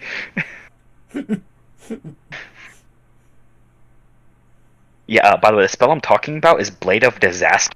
This thing is insane. It's a 9th level spell that can hit for 12d12 and goes through force. Yeah, that's a nice spell. Yeah, I was just looking at it, I'm like, oh, that's a lot of damage. I know another nice 9th level spell that's a city destroyer. Go on. Meteor Swarm. No. Well, at least part of a city. Ravenous Void. Oh, I create a major black hole. It's not in any of the books. At least not the base books, but it's... I was going to say, yeah. it's in Wildmount, isn't it?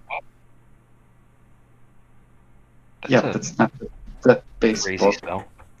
Anyway. Yes, it is.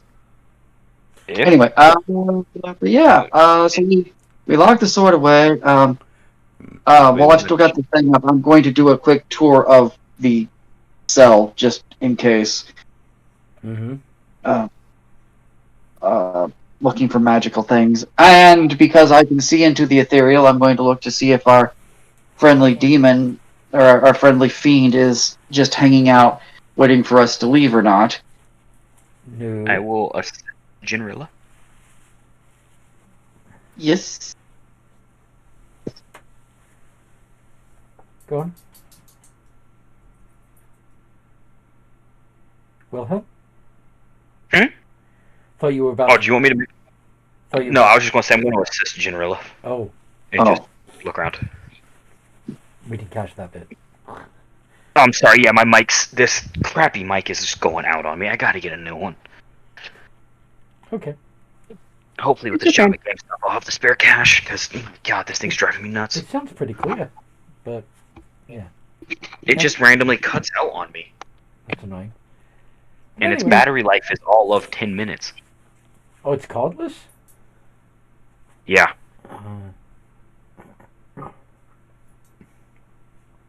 Once I get a desk, I'm getting a mic arm. Yeah, like one of these. Yeah, like the one you've got. The one you've got is actually really nice. It picks up your audio very well, too. I like it. Ellen's got one too. Oh, damn it. Okay. So, is there anything else that you want to do before you exit the vampire's catacombs and go back to the herbalist No. shop? Wilhelm wants to, like, in-depth search everything looking for books or magic items. Books, but magic items, too. So, this And if room, possible, he would cast Detect Magic.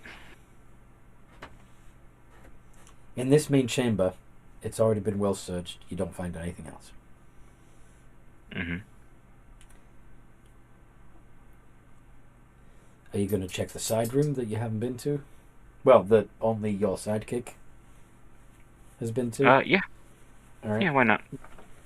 So, when you guys go to that side room, you see that the coffins have been emptied.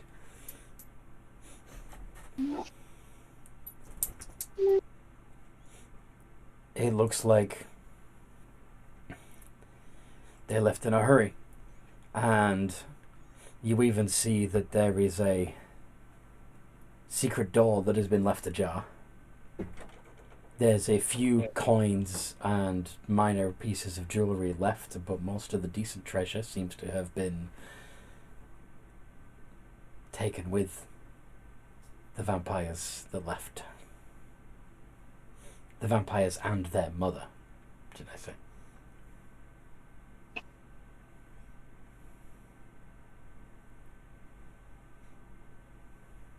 Does he find any books? Like I said, all the decent stuff's gone. Well, very annoyedly, he's going to kick around and be like, dang it, I wanted a book. Which book were you after? I have no idea. He's kind of just looking for more spells. He's kind of just looking for more things to like read into and research. And there's no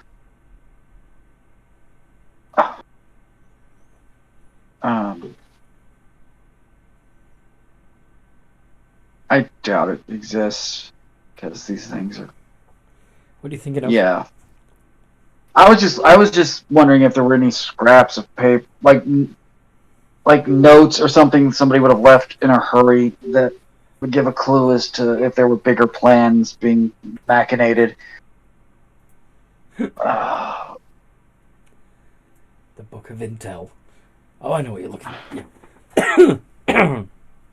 Yeah, the legendary opposite of the Book of Charisma, but I doubt we'll ever find it. It's on his list, though. I'm not looking for anything super fancy here. Yeah, the succubus didn't leave you a note teasing you as to where they were moving to or anything. I didn't figure that. I really wasn't expecting that, but if this is one part of a very large coven, I thought maybe there would be just with a high chance, just the random chance that we got lucky that there would be some indication as to how big this operation was. But cool. Well, good job. We can chase them down through this hole later. Maybe tomorrow or whatever. I say we go back and get a good night's rest. And Why wait till tomorrow? Sounds good. Or why leaving? First, I'm sorry. I can make a home. Oh, you want to just magnificent mansion right where you are? Yeah, I can make magnificent mansion, but that's everybody's okay with that. Well, I think Kiori might want to check on her shop. Yeah, that's fair. Yep, we can go back.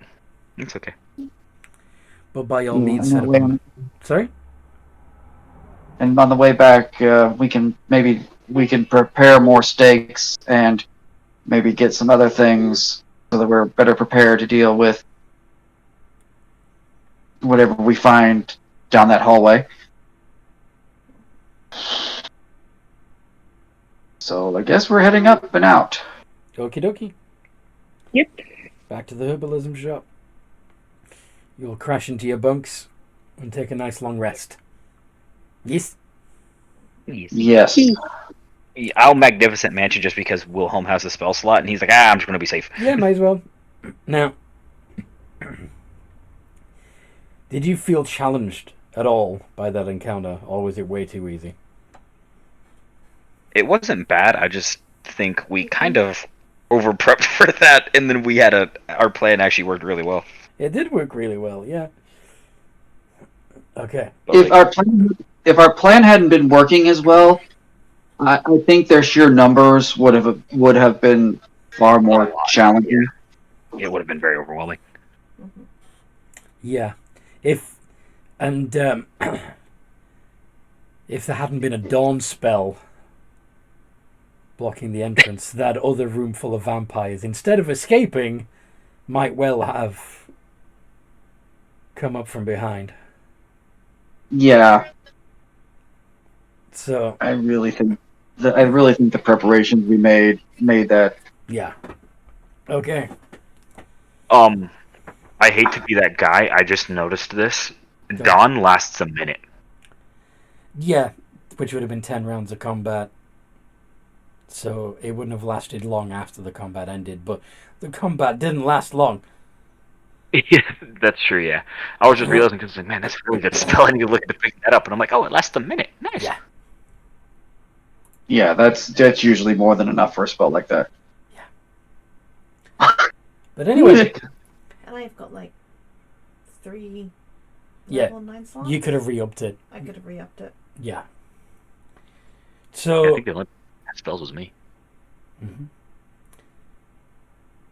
anyway, I hope you guys at home have enjoyed this as much as we've enjoyed playing. And definitely going to have to get more people trying to listen live. But in the meantime, no matter what role you play,